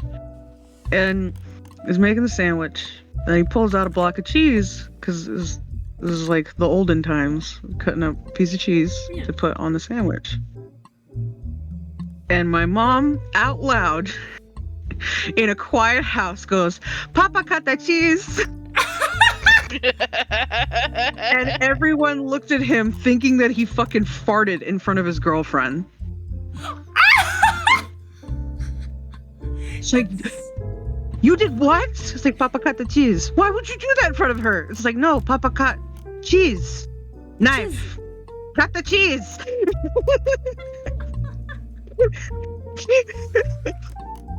Oh, The God. other thing. No, go ahead. I was gonna say, have I told you the story about the time that the school had to call my mom because of what I told them happened? What? Oh no. So, okay. I am going to tell the story out of order. I'm gonna bury the lead because it's funnier if I tell you what they told her and then what actually happened. Okay. So, my mother receives a phone call while she's at work from the school. Mhm. And they said, "Hi, is this Miss Mitsuru?" And my mom's like, "Yeah." And she goes, "Yeah, we need to talk to you about your daughter." And my mom's like, "What did she do?" And she's like, "Well, she's not in trouble. During like class time today, she told one of the other students that you stabbed your husband in the back. And we need to know what that's about. Did you stab your husband?" You legally have to tell us.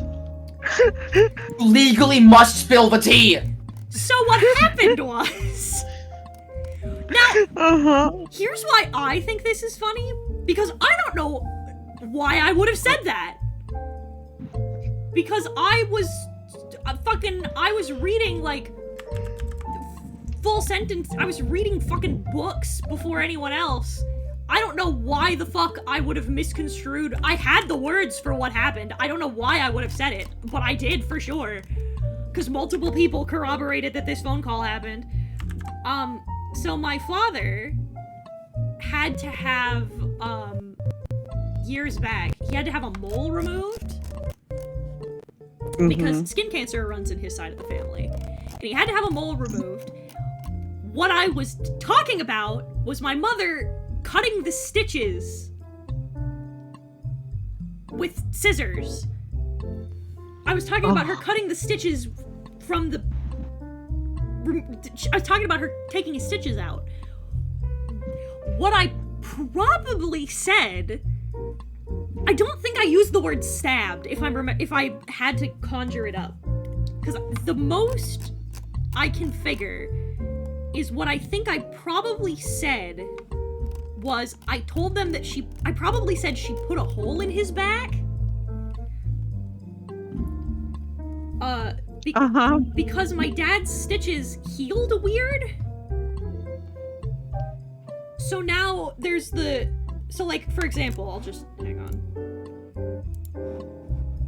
Okay. So like, my dad's scar healed weird. So like, it was the mole, and then they had to cut around it, right? To get rid of it. And then you pull the wound shut, and it becomes straight line, stitch, stitch, stitch, stitch, right?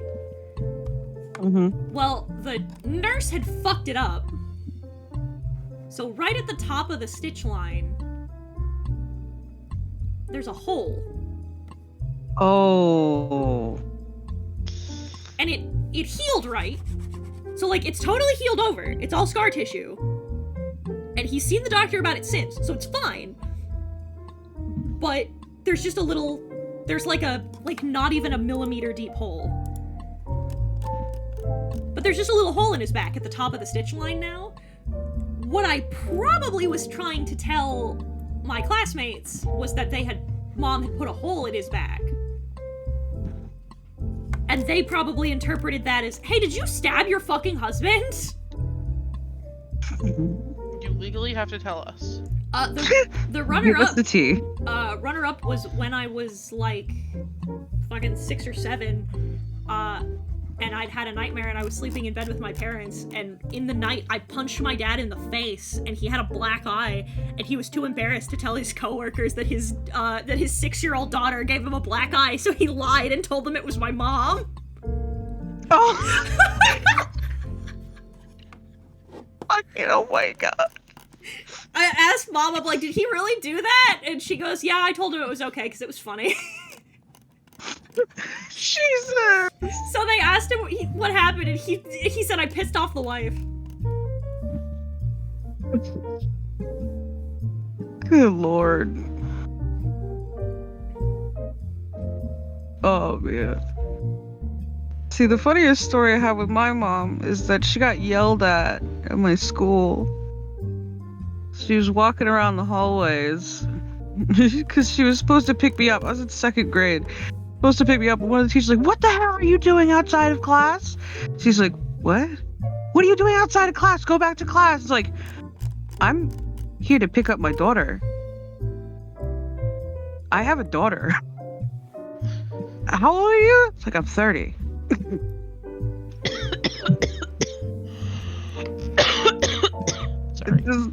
Sorry. And the same thing with, like, when I went to high school, my mom came to pick me up, and my friends, like, looked at me so betrayed, and I was like, what? It's like, you told us you didn't have a sister.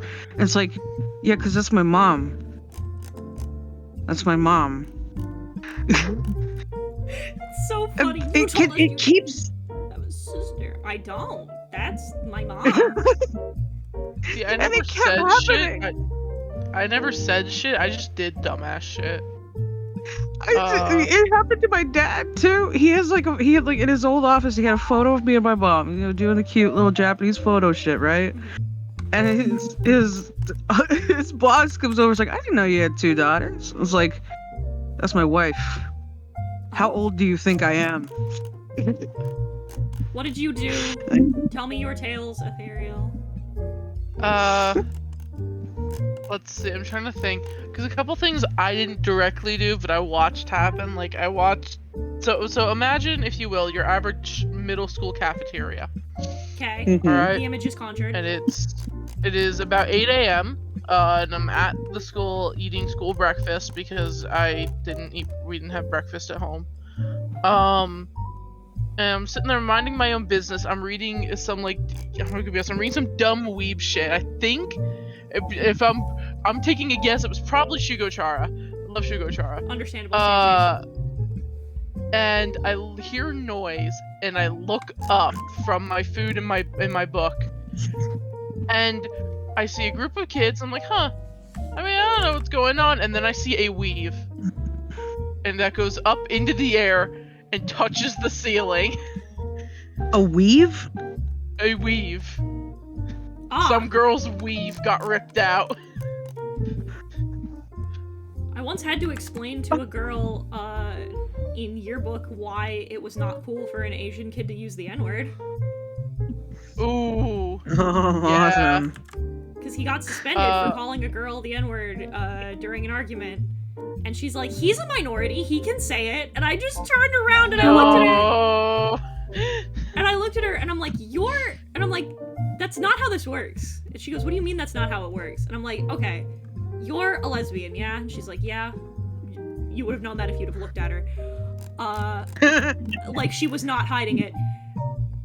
And I was like, yeah, you... And I'm like, if one of the black girls got in an argue with you and calls you the D slur, would you not be mad? And she goes, well, yeah, of course.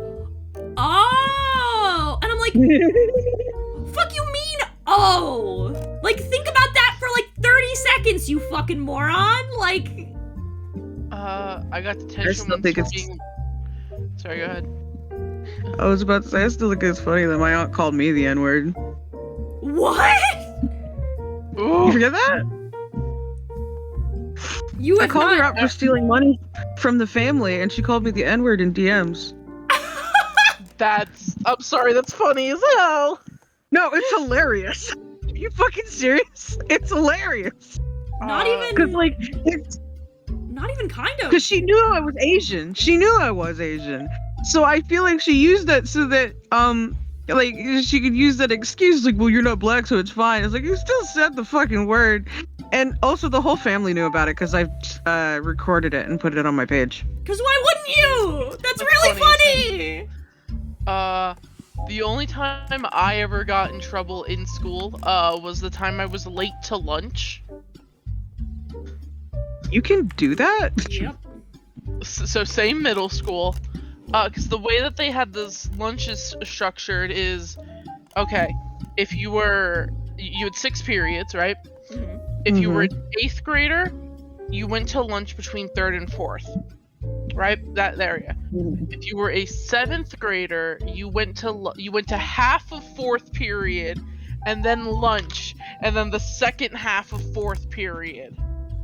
This is so dumb. And then if you were a 6th grader, you went 1, 2, 3, 4, lunch, 5, 6, right? Yeah, mine was the first one and the second one. I don't know why the fuck you would, like, interrupt class halfway, go have lunch, and then do more. You got me! That's fucking stupid, but alright, go ahead. Go off, I guess. So...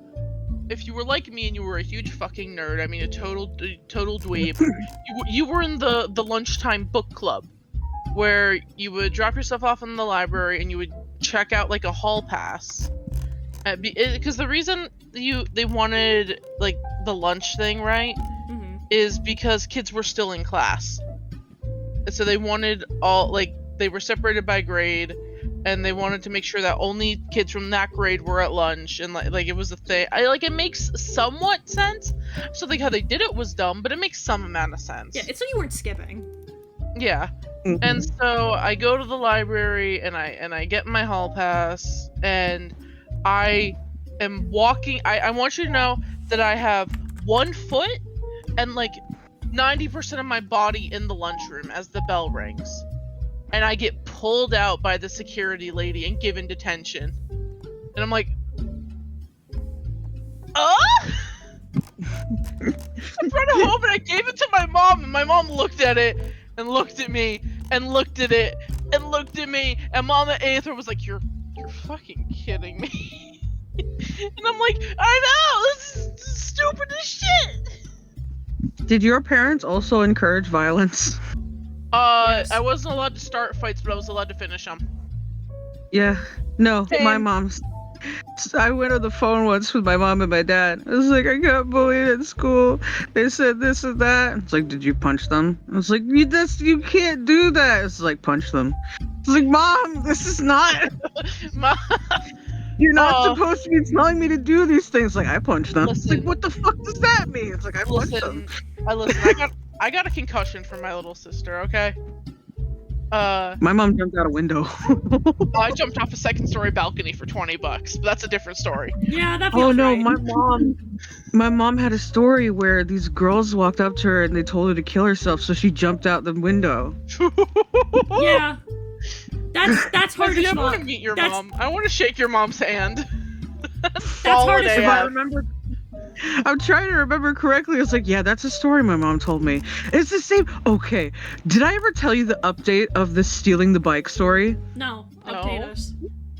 Okay, so my mom, when she was younger, would steal cars and drive them off cliffs by jumping out at the last second. What kind of Grand Theft Auto? Huh? This was for fun. She would drive the car. Yeah, what a great bit! And jump out, and then it would go off the cliff. And I told my mom, I was like, "Oh, I told my friends about that story." It's like, "I did not steal." It's like, what do you mean? It's like, "I did not steal." Mom, you took the car. It's like, "I borrow." It's like, "Mom, You can't borrow them if you crash! What the fuck are you My talking about? parents-in-law are Also- so fucking awesome. Also, I'm so Holy glad shit. that that's... you never gave I'm it glad back." Hey, I'm so glad that that's where the Raiders came in. Hello, Raiders! She's Oh like, my it's like, "I did God. not steal. I borrow." It's like, "Mom, that's not." And this was like right after she was cleaning my ear and said that I smelled like fucking fried rice. Like, this is. I love your mom. I just Hello, love the... hello there, potential legionnaires. It is me, your friendly Eldritch Abomination VTuber, Heat Mitsuru. Welcome from Dr. Crafty's stream. I am a variety streamer. I draw, I play video games. Today I'm doing some commissions! Woo! I'm trying to make some money. I'm trying to make some money to have some pocket money for MomoCon. So if you want to if you're liking what you're seeing, or you want some art for yourself, pinned at the top of the chat bar is my commission information, so you can fill it out. And then next week on Wednesday, I will be doing more commissions. And I'm gonna be doing them every week I'm gonna be doing them every Wednesday till MomoCon, as long as I have enough to fill 2 hours. Oh, You want to give Heaton so bad. money. You want to give Heaton money so bad? Ooh. Give Heaton money. But yeah, that was because like sometimes I sit there and I'm like, am I misremembering this? It's like I had Susie has had to told me this numerous times. Like, if you think you're lying, you're probably not, because that's not how lying works. And I'm just like, I'm trying to remember. Is this something that my mom told me? So like as a test, I brought that story up to her. And it's just like, you can correct me if it's wrong. And then she's like, no, it's right. But also, I didn't steal shit. I borrowed it. And it's like, Mom, if you drive the car off the cliff, it's no longer the borrowing part. Like, is the implication that she asked to borrow their car and then drove it off the cliff? No. I Okay. borrow. It's like, I don't steal. It's like, Mom, what do you mean? It's like, I borrow. I borrowed the car. It's like, no, Mom, you didn't give it back. Mom. Tomorrow you must return. Like, Mom, it's in the ocean. You need to give it back. Also, hello, Blue. Hi, Blue. Dabba-dee-dabba-die. Oh, of course. Uh, So sick of that song. I'll tell you this much, right? You like chose the every username. time. I'll tell you, You know this much, what? right? Huh? Oh, go ahead, Nezzy. I was about to say, we had an awkward moment on one of my streams because it's like, do you know what my favorite Disney movie is? And without missing a fucking beat, Zenny said Mulan. In fairness, given your personality, I'd believe it. yeah, It's Dumbo. that tracks. It Oh, was that free tracks as car day, well. you're so right. Yeah, true. It was free car day. She returned it to the ocean. Return it to the ocean. I where love it The belongs. ocean is car borrowing batteries it in now. the ocean. It's so fucking stupid. Like, Mom, you can't do that. It's like, I do it. I do what I want. I did do it. It's just like, I'm not crazy. I did not imagine that story, so I checked it by her, and then she's like, you're right, but also wrong. I did not steal. I borrow. And then my dad died. It's just see, like, my- what the fuck? See, since my father has always been into cars, like ever since he was a teenager. And so if he would ever hear about like people just driving cars into the ocean, he would have a fit. Uh, Like, why would you do that? Let's see. Like, was it trash? It's like, no. No. Like, No, here's the funny thing. My mom also loves cars. Just to do it. I have two Aether parent stories, one from each parent. Mm. My mom drank an entire fifth of vodka in college without flinching. Yeah, that seems like one of the that seems like the planet from which its explosion birthed you. That seems about right. And my father got kicked out of the Navy. For what? He How? he got into a fist fight, got shanked in the knee, and that like crippled him. He took a fucking arrow to the knee. He took a knife to the knee. He took a fucking arrow to the knee. Oh, I have so many good Mama and Papa Mitsuru stories. I have to tell you one about my dad. So my father was in the Air Force. Because my dad likes planes. Surprise! He's autistic. But I asked my dad once. I was like, I said, you weren't particularly a roughneck when you were younger, and he goes, not particularly, why? He goes, a little bit, but not particularly, how come? And I was like, did you ever, like, cause this was prompted by something, but the prompting of why I talked about this didn't matter, but I was like, did you ever, get into it with Marines? Cause, like, I know that the branches of the military, and he goes, absolutely fucking not. And I'm like, why? And he goes, because I like living. And I'm like, yeah, that's fair. But he said, there was an incident that I was present for, though. And I was like, ooh, tell me. So, like something out of fucking, weird yaoi, fucking, Call of Duty yaoi. This group of Marines were on the airbase, and their SO specifically told them, like, grabbed them and was like, do not interact with them. You leave them alone. You let them do what they're gonna do. You don't fuck with them. Mm-hmm. And my dad, being an intelligent man, was like, yeah, alright. So he and some of the other airmen one night go drinking, and the Marines show up at the bar. And Dad says, he's like, as men are wont to do when they're like 4 drinks in and young and stupid, they were like, we're gonna get into a fight with these Marines. And I said, were you there for that? And he looked at me and goes, fuck no. He's like, the moment I heard them talking about it, I left. He's like, I was not gonna be privy to that. Are you shitting me? I'm not stupid. So he left. And I said, well, did you see what happened? And he goes, I did. Because the next day, the airmen looked like they'd been run over by a Range Rover. And the Marines were fine. Not a scratch on them. And I was like, so like, they just got, and my dad's like, oh yeah, I heard from the guys that night, they got fucking demolished. It was embarrassing. Like, these motherfuckers, like, it was humiliating what happened to these poor fuckers. And I was, and I'm like, well, why would you do that? And he goes, I don't know, people have shit to prove. The other one being, God, I wish. So, this isn't well, it's kind of a story about my dad. So there's this photo of my dad when he's younger. And like, I've shown it to, I think Brooke's seen it.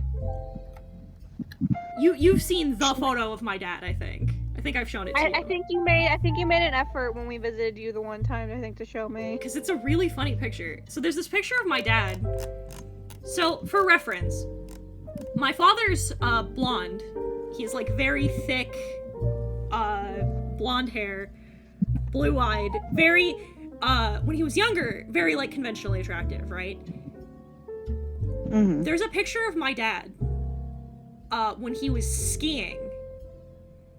where he's wearing ski gloves, jorts, and a red crop top. His hair is long, he's holding a ski pole in one hand, and he's flipping off the camera. I can viscerally see this image. I love that photo of my father. I think that's one of my favorite pictures of my dad when he was younger. And I told him this. And I said, I love this picture of you. And he goes, why? Why? And he's like, why is it this one that you're so weirdly obsessed with?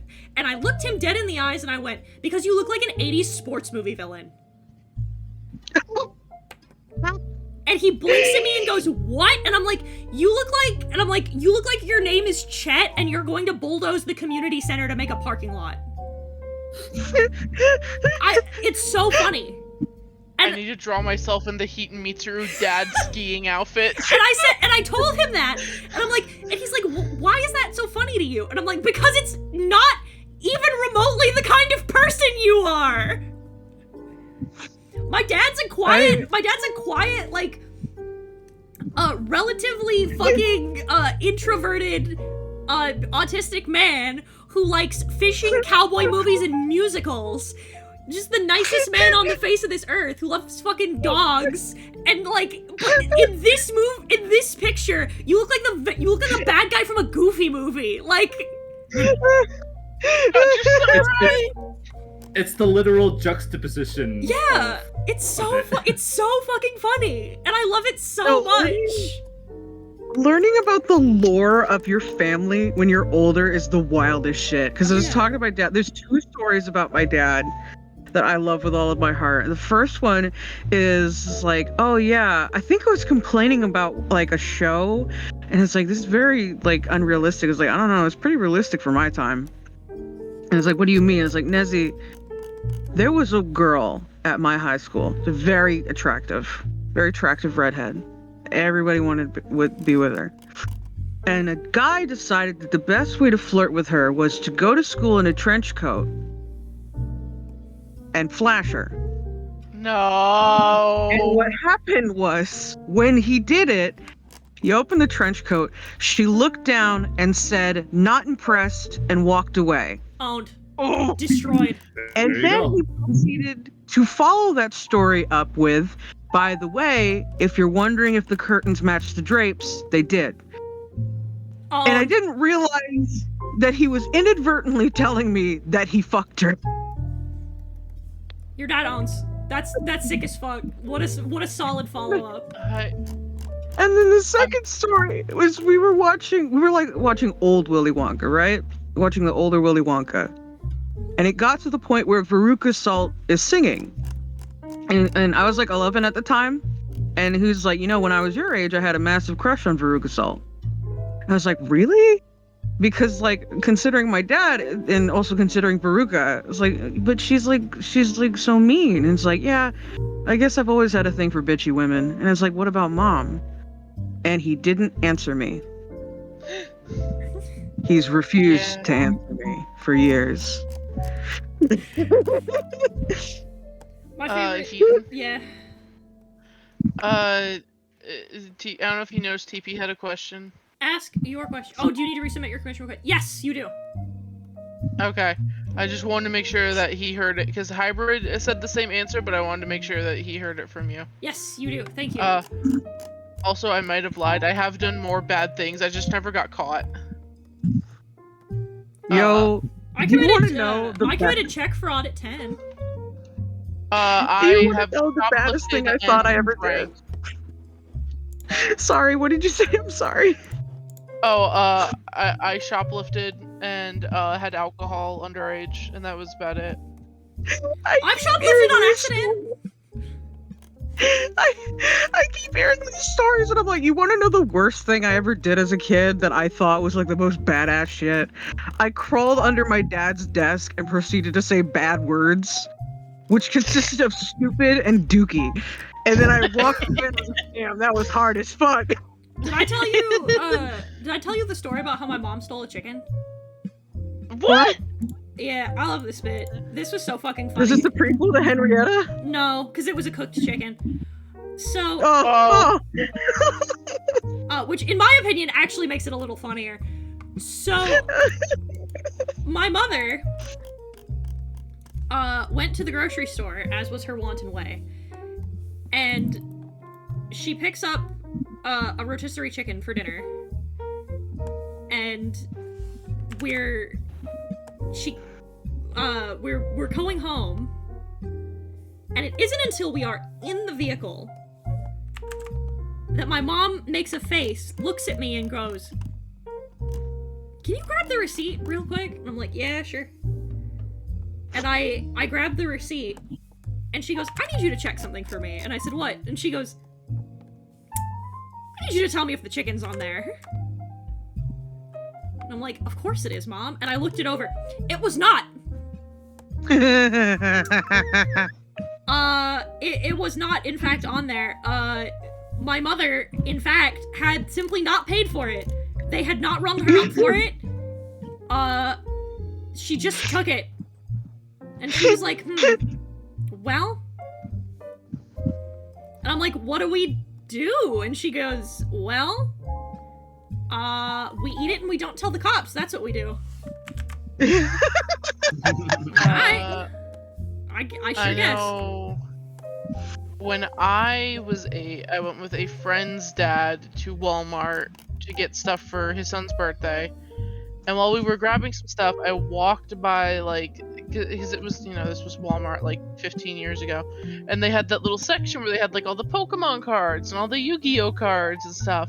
And I looked at the Yu-Gi-Oh cards and I was like, man. He was like, what? And he was like, oh, did you want them? I'm like, yeah, but I don't think my parents will get them for me. But it's not a big deal because my birthday was, like, next week. And he went, huh? And he picked him up and he was like, this will be your birthday present then, because your birthday's next week. And I went, oh, no, you don't have to. And he's like, no, I got it. So we get there and we're walking. He's like, all right, follow me. And I'm like, huh? And he just books it. We ended up with Yu-Gi-Oh cards, like balloons, like we stole like $40 worth of stuff. And I'm 8 years old. And I'm like, I don't know what's going on. Oh man. Anyway, that's how I got my first Yu-Gi-Oh cards. What a hell of a way to start. Stuff to be a baby astronaut by stuffing my mouth and then walking out of a dentist check. Wait, what? You stole a stuffed animal from the dentist by just stuffing it in your mouth? That's amazing. That's really fucking funny. How big is your fucking mouth? How big is the Beanie Baby? Have I told you guys the fireball story? No. No. So, when I was a senior in high school, I made the dumbass decision to take AP Physics. Mm-hmm. It's not. Yeah, it's not. Well, I did it because the teacher that did AP Physics also did like Physics honors the year before. Mm-hmm. So it was gonna be really nice. Spoiler alert, that ended up not happening because the robotics department got $1 million grant, which is huge, except he had to give up his AP Physics class, and we got this chem teacher before who I'd never heard of, and she sucked. Hey, teacher, real quick, side tangent, teachers, if you make us perfectly copy your notes and then make us turn in those notes for a grade, I will find you. If you make your kids turn in notes for a grade, eat dirt. Fucking eat dirt. Yeah. I hate you. You're the worst kind of person. And so it's October. It's quarterfinals for AP for that. And I'm walking with my one friend, and I'm like, I'm really nervous, blah blah blah. He's like, you want something to drink? And I'm like, yeah, because I usually ate breakfast in school. And so, part of me should have realized when MF pulled a flask out of his backpack. But I was stupid. No thought, head empty. And he hands it over, and I crack it open, and I tip my head back, and I get 4 swallows in, and I'm like, huh? I don't think water's supposed to burn. I get a solid 3 more swallows, and I pull away, and I'm like, it wasn't. He goes, fireball, and I'm like, huh? Weird. I walked into first period. I don't remember anything from that day, but I got a 97% on that test. So that's awesome. That's awesome. I can tell you the story of when I nearly broke my ass in front of the principal. What did you do? How did you fall? So, have you ever seen a metal spider web Yes. on a playground? No. Yes. Wait. Wait. No. I imagine. Yeah. Yeah, it's like those metal dome things, but it's like the skeleton of a dome, and it's meant for you to like wander off on. Yeah, and, You climb yeah. on and. wander. It's like a Yeah. jungle gym. Yeah. So, betwixt every bar was this giant fucking globe of metal to keep it in place. Mhm. And I was climbing on top, you know, I was a little funky monkey man. And the principal walked by and she's like, "Hi," and I waved and I slipped. And one ass cheek fucking hit that metal globe. I keeled over and bawled my eyes out. It was so bad, she had to help me get to the nurse's office. And then, a couple days later, I went to go take a shower. And, you know, I turned around in the mirror, and one ass cheek is just fucking black. One whole ass cheek is just dead. I'm like, I don't know how the fuck I'm gonna sit down. And then I couldn't. Oof. It I don't hurt think like I've hell. done any other dumbass shit as a kid. My childhood. Oh man, I 100% get what you mean, because we had a game called Crash. What? I told my dad about this years later. No one ever knows what I'm talking about because I'm pretty sure this was just an us thing. But we had a game called Crash. Mhm. No, continue. What happened? No, tell me about the dumb shit you did. It was that and also finding a gun. But it was a game that we had called. I'm from the Midwest, so that doesn't surprise me. No, this was in Guam. It was in the sewer. Where guns belong. But we had a game called Crash where, so the way that our like place was constructed is like houses, steps, like houses on a hill, couple steps, and then there's the garages. And the garages were built so they were like in a figure 8 kind of. So you could go around all the garages or you can go through the middle of them. And in the middle, there was like a weird dip. So if you were to walk through there, you wouldn't be able to see the other person coming through the dip. So we decided a great idea is to grab our bikes and start in the middle, ride around until we hit the dip, and see if we would crash into each other. My God. And then a friend of mine got a car. Yep, I know where this is going. It was not an electric car. It was like old fashioned. It was like the casing of a car over a tricycle. Mhm. And that thing took up most of the hallway. So then we'd play the game on hard mode. And if you could like clip on past the car, you were like a god. But most of the time, we'd hit the car. Or in other words, the car would hit us. And like, I can't imagine how fucking annoying it must have been for our parents, because every 15 minutes you hear this loud, high-pitched scream, and then laughing, and then after another 15 minutes, a high-pitched scream, and then more laughing. Keaton, I can't fill out more than one. Oh yeah, I have it tagged so you can only fill in one at a time. So yeah, just fill out the one and then we'll let me actually, you know what? Let me fix that. I'll let you fill out more than Tell me. Okay, Aether. Yeah. Tell me what's the worst injury you ever received as a kid, because mine was stapling my finger. I still have scars. I have 2 sets of scars. One is when I cracked my head open on the corner of a brick fireplace when I was like 2. Oh. Mm-hmm. And then the second one was I tore the webbing between my thumb and my first finger on one of those plastic like red cars with the yellow tops that you ride in. Yeah! Yeah, I did. I tore the webbing like right like where your thumb meets your hand. Yeah. Mm, Yeah, I tore that, and I still have a scar there too. Mhm, Jesus. mhm, I stapled my finger. Cause so like my dad had, he had his typical desk, right? Typical desk, because this has always been the case in our houses, where he would have his desk in the living room so that he watched me while he worked or played World of Warcraft.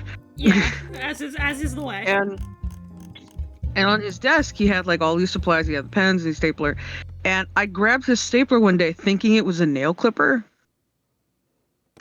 Ooh, I'm good. No, because I can't. Let's just say it wasn't great, and I never did it again. Yeah, stuff with like nails, like really. Ugh. No, I won't go into details for you, but it sucked. It sucked, and I never did it again. I hate staplers now. The only staplers that I like handling are the really, really small ones because you can't put your finger in them. I will not tell you the story of how, because it will upset you, but I have lost a fingernail before. It was not, in fairness, it was, losing the fingernail was not the accident, if that makes sense. Okay. It was a side effect of the accident? It was a side effect of the accident. Consequence. Consequence. I had my finger, at the tip of one of my index fingers slammed in a screen door. Oh, yeah, that'd do it. And then what happened was, the blood pooled underneath the nail bed, and then my fingernail came loose. Yeah, okay. So it didn't hurt, and there was no ripping. It just eventually fell off. Yeah, that's a lot better. That's, The funny part was, because I'm deeply autistic, after it fell off, I was just touching it, like, all the time. And my mom's like, why are you doing that? And I'm like, because I want to know what it feels like. So I just kept...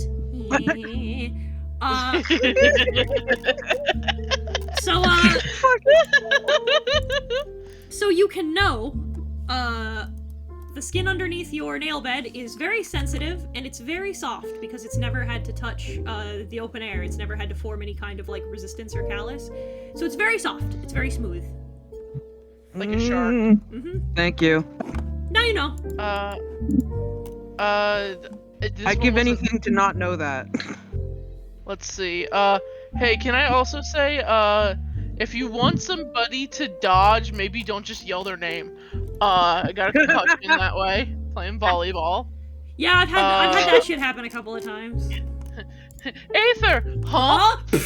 Especially when the person calling out, like, the ball was coming towards me, and the person called my name behind me, so I turned my head, and it slammed into my temple. And I was like, oh, cool, I'm fine, I can play. How many fingers? You're taking a long time to answer, because I'm trying to figure out if I'm allowed to say 6. How did I know it was gonna be 6? Did I tell you the concussion story? No. What?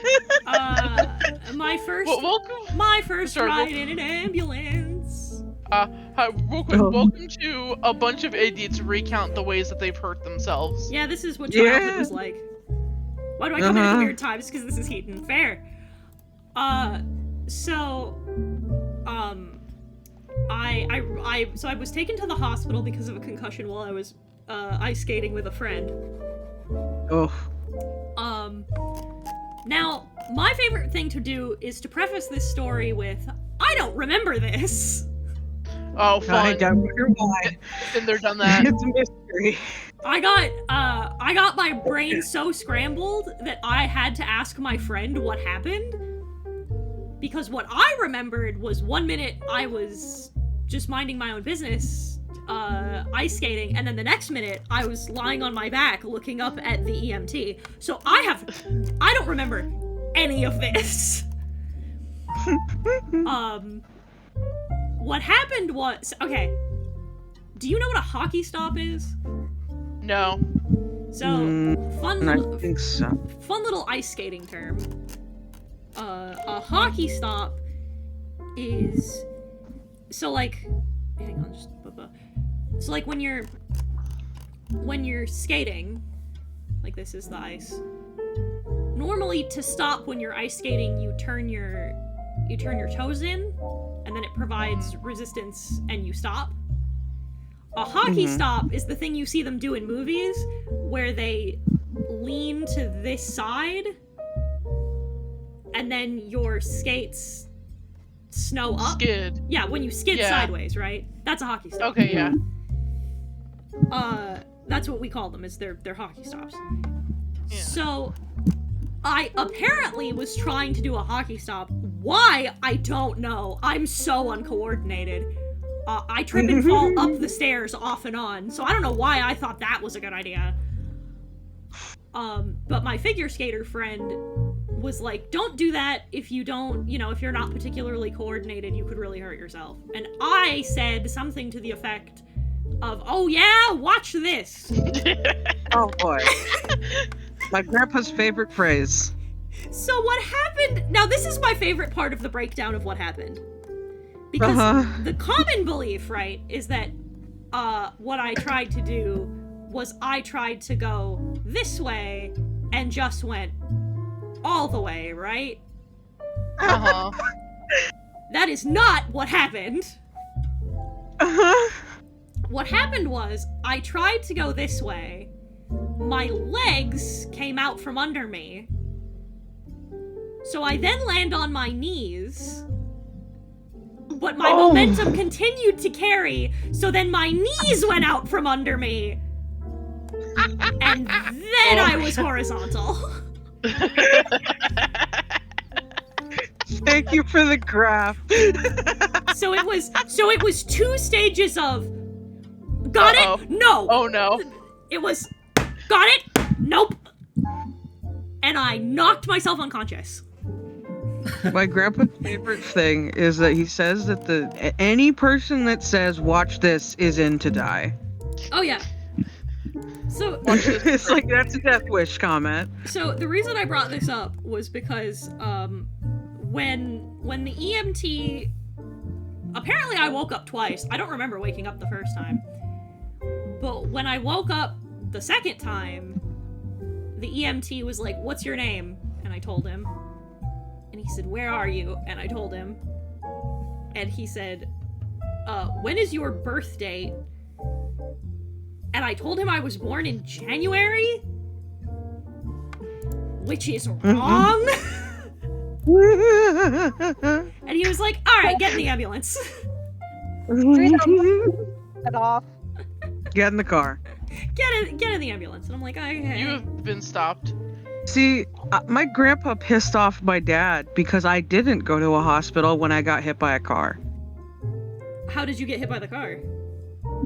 Okay, so, this is the reason why I don't drive, and I've had struggled telling this to Avi and my dad, in that when I disassociate, I stop moving. Understandable. I will either move in a repeated motion and then knock at furniture, or I will sit there in complete silence. That's what I do, yes. And I disassociated while riding a motorbike. So you know how like people make cars for kids? They made a motorcycle for kids. They made a little scooter thing. Oh god, I thought you meant like an actual motorcycle for a second. No. It was like a scooter. It's just a motorcycle for babies, basically. Okay.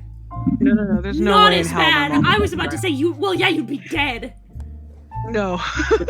Yeah, basically what we like to call a hardly a Davidson. Yeah. Uh, A Harley no, no, Davidson, that's really good. Oh god. But like I went in my little thing and I was like, I'm ahead of everybody. And then out of my control, I completely blinked out and then I woke up staring at the sky. So what had happened was apparently, so there's some stories that say I hit the car and then there's some stories that say the car hit me. It doesn't Because really there's matter. an instant because there's an instance where because this person was pulling out of the parking lot. I don't know how fucking fast she was doing it because they told me they pulled me out from under her tire. Oh. Because so like you were in years there. later. Yeah, no. They were like, we had to pull you out from under the car. And I was like, how the fuck did that happen? And we're like, we have no idea. It could have just been a child exaggerating because we were all kids, and it's like, oh no, you were like almost dead. But that's what I was told. Like we had to pull you out from under the car, and also you were unconscious for 20 minutes. I thought I was unconscious for 5, which really brought into perspective the fact that when I woke up, my friend was crying because I didn't realize she thought I was dead. Oh, you got like properly Brian Griffin. You got like all the way under. Oh god. Yeah, because I was unconscious for 20 minutes. I thought I was unconscious for 5. And I woke up and there's like a different lady standing over me. And the funnier part is that the lady who hit me is like checking her car. I gotta buff that out. I'm gonna have to buff this child's blood, the dent from this baby's skull out of my fucking fender. See, this is why I got my paw in red. That way it blends in. That's the weird part. I didn't bleed and I didn't break anything. But like they're telling me they pulled me out from under the car. I could be misremembering this, or it could be like exaggerated kid story. I don't know. But all we know is I was unconscious for 20 minutes. And this lady, I wake up to a different lady and it's like, can you get up? And I get up and I'm like completely silent because like my brain is not fully understanding what just happened. It's like, can you move your legs? And I move my legs. Like, can you look at me? And it's like, I didn't realize she's probably checking for a concussion. And it's like, okay, you're fine. And then my pappy just drove me home. I never went to the hospital. And then when I was 18 or 16, I was like, do you have like any possible times with which you were like hurt? And I was like, I got hit by a car. And my dad was like, what the fuck does that mean? Because my pappy had never told him. He didn't even tell him? No, I was never brought to a hospital. He never told anybody else in the family. It was kept completely quiet, and my dad was pissed. Understandably so. That's the funniest part. Not even because, like, if you weren't like concussed or whatever, there's nothing to do about it, right? So, like, I get not going to the hospital. I love that he just didn't tell him. Like, oh yeah, your daughter got run over. He found out about this years later. Because, like, the funny part of it to me is, like, objectively, you didn't get hit by a car. You got run over. If you were under her tires, you got run over. We don't know. That's the thing. I don't know because I was unconscious. I was just told, yeah, we pulled you out from under with your bike. And I'm like, I don't know if you're telling me the truth or not. Yeah, if you were pulled, if that's true, you got run over. And I love that your grandpa's like, whatever. She'll be fine. Rub some dirt in it. She'll be fine. Yeah, just get some dirt. Get some cholera while you're at it. It's fine. Well, this makes me wonder, though, Nessie. Was it because when you said that you were fine, that you felt fine after this happened? Did it like made you think that you were like very much double jointed or just low pain tolerance to not feel much from that incident? So the thing is that what I realized from the incident is that I kind of have a rubber body. You are squishy. Yeah, that's what I meant. Yeah, that's what I meant. But like heavily double jointed. You are a mouse. In areas. I don't know if I'm double jointed. But I did break my arm later, years later. Funny little mouse so, can like, fit in weird tight spaces. But that's gonna be it. Here we go. That's all 3 of the commissions for today. So reminder, pinned at the top of the chat is my commission sheet. So if you want to get a commission for yourself, you can. And next Wednesday, we'll be doing more commissions here on stream. So tomorrow, I don't know what we're gonna be doing tomorrow. I haven't decided. We have enough time to do. We have a slot to do something new, so I'd like to. And then Saturday, we're gonna build some Lego. Yeah. When will we be getting kind of invoice? You'll be getting. I'm going to invoice you right after stream. Shame we don't have time for me to share an incident of my own, because there was one time when I was a kid where I ended up sort of semi-falling through a wooden dock. You will have to tell me about that another time, Jesus. But for now, it looks like our boy Scotty Calcote has just started streaming, and he's going to be playing Control, so I'm gonna send you over there. Scotty!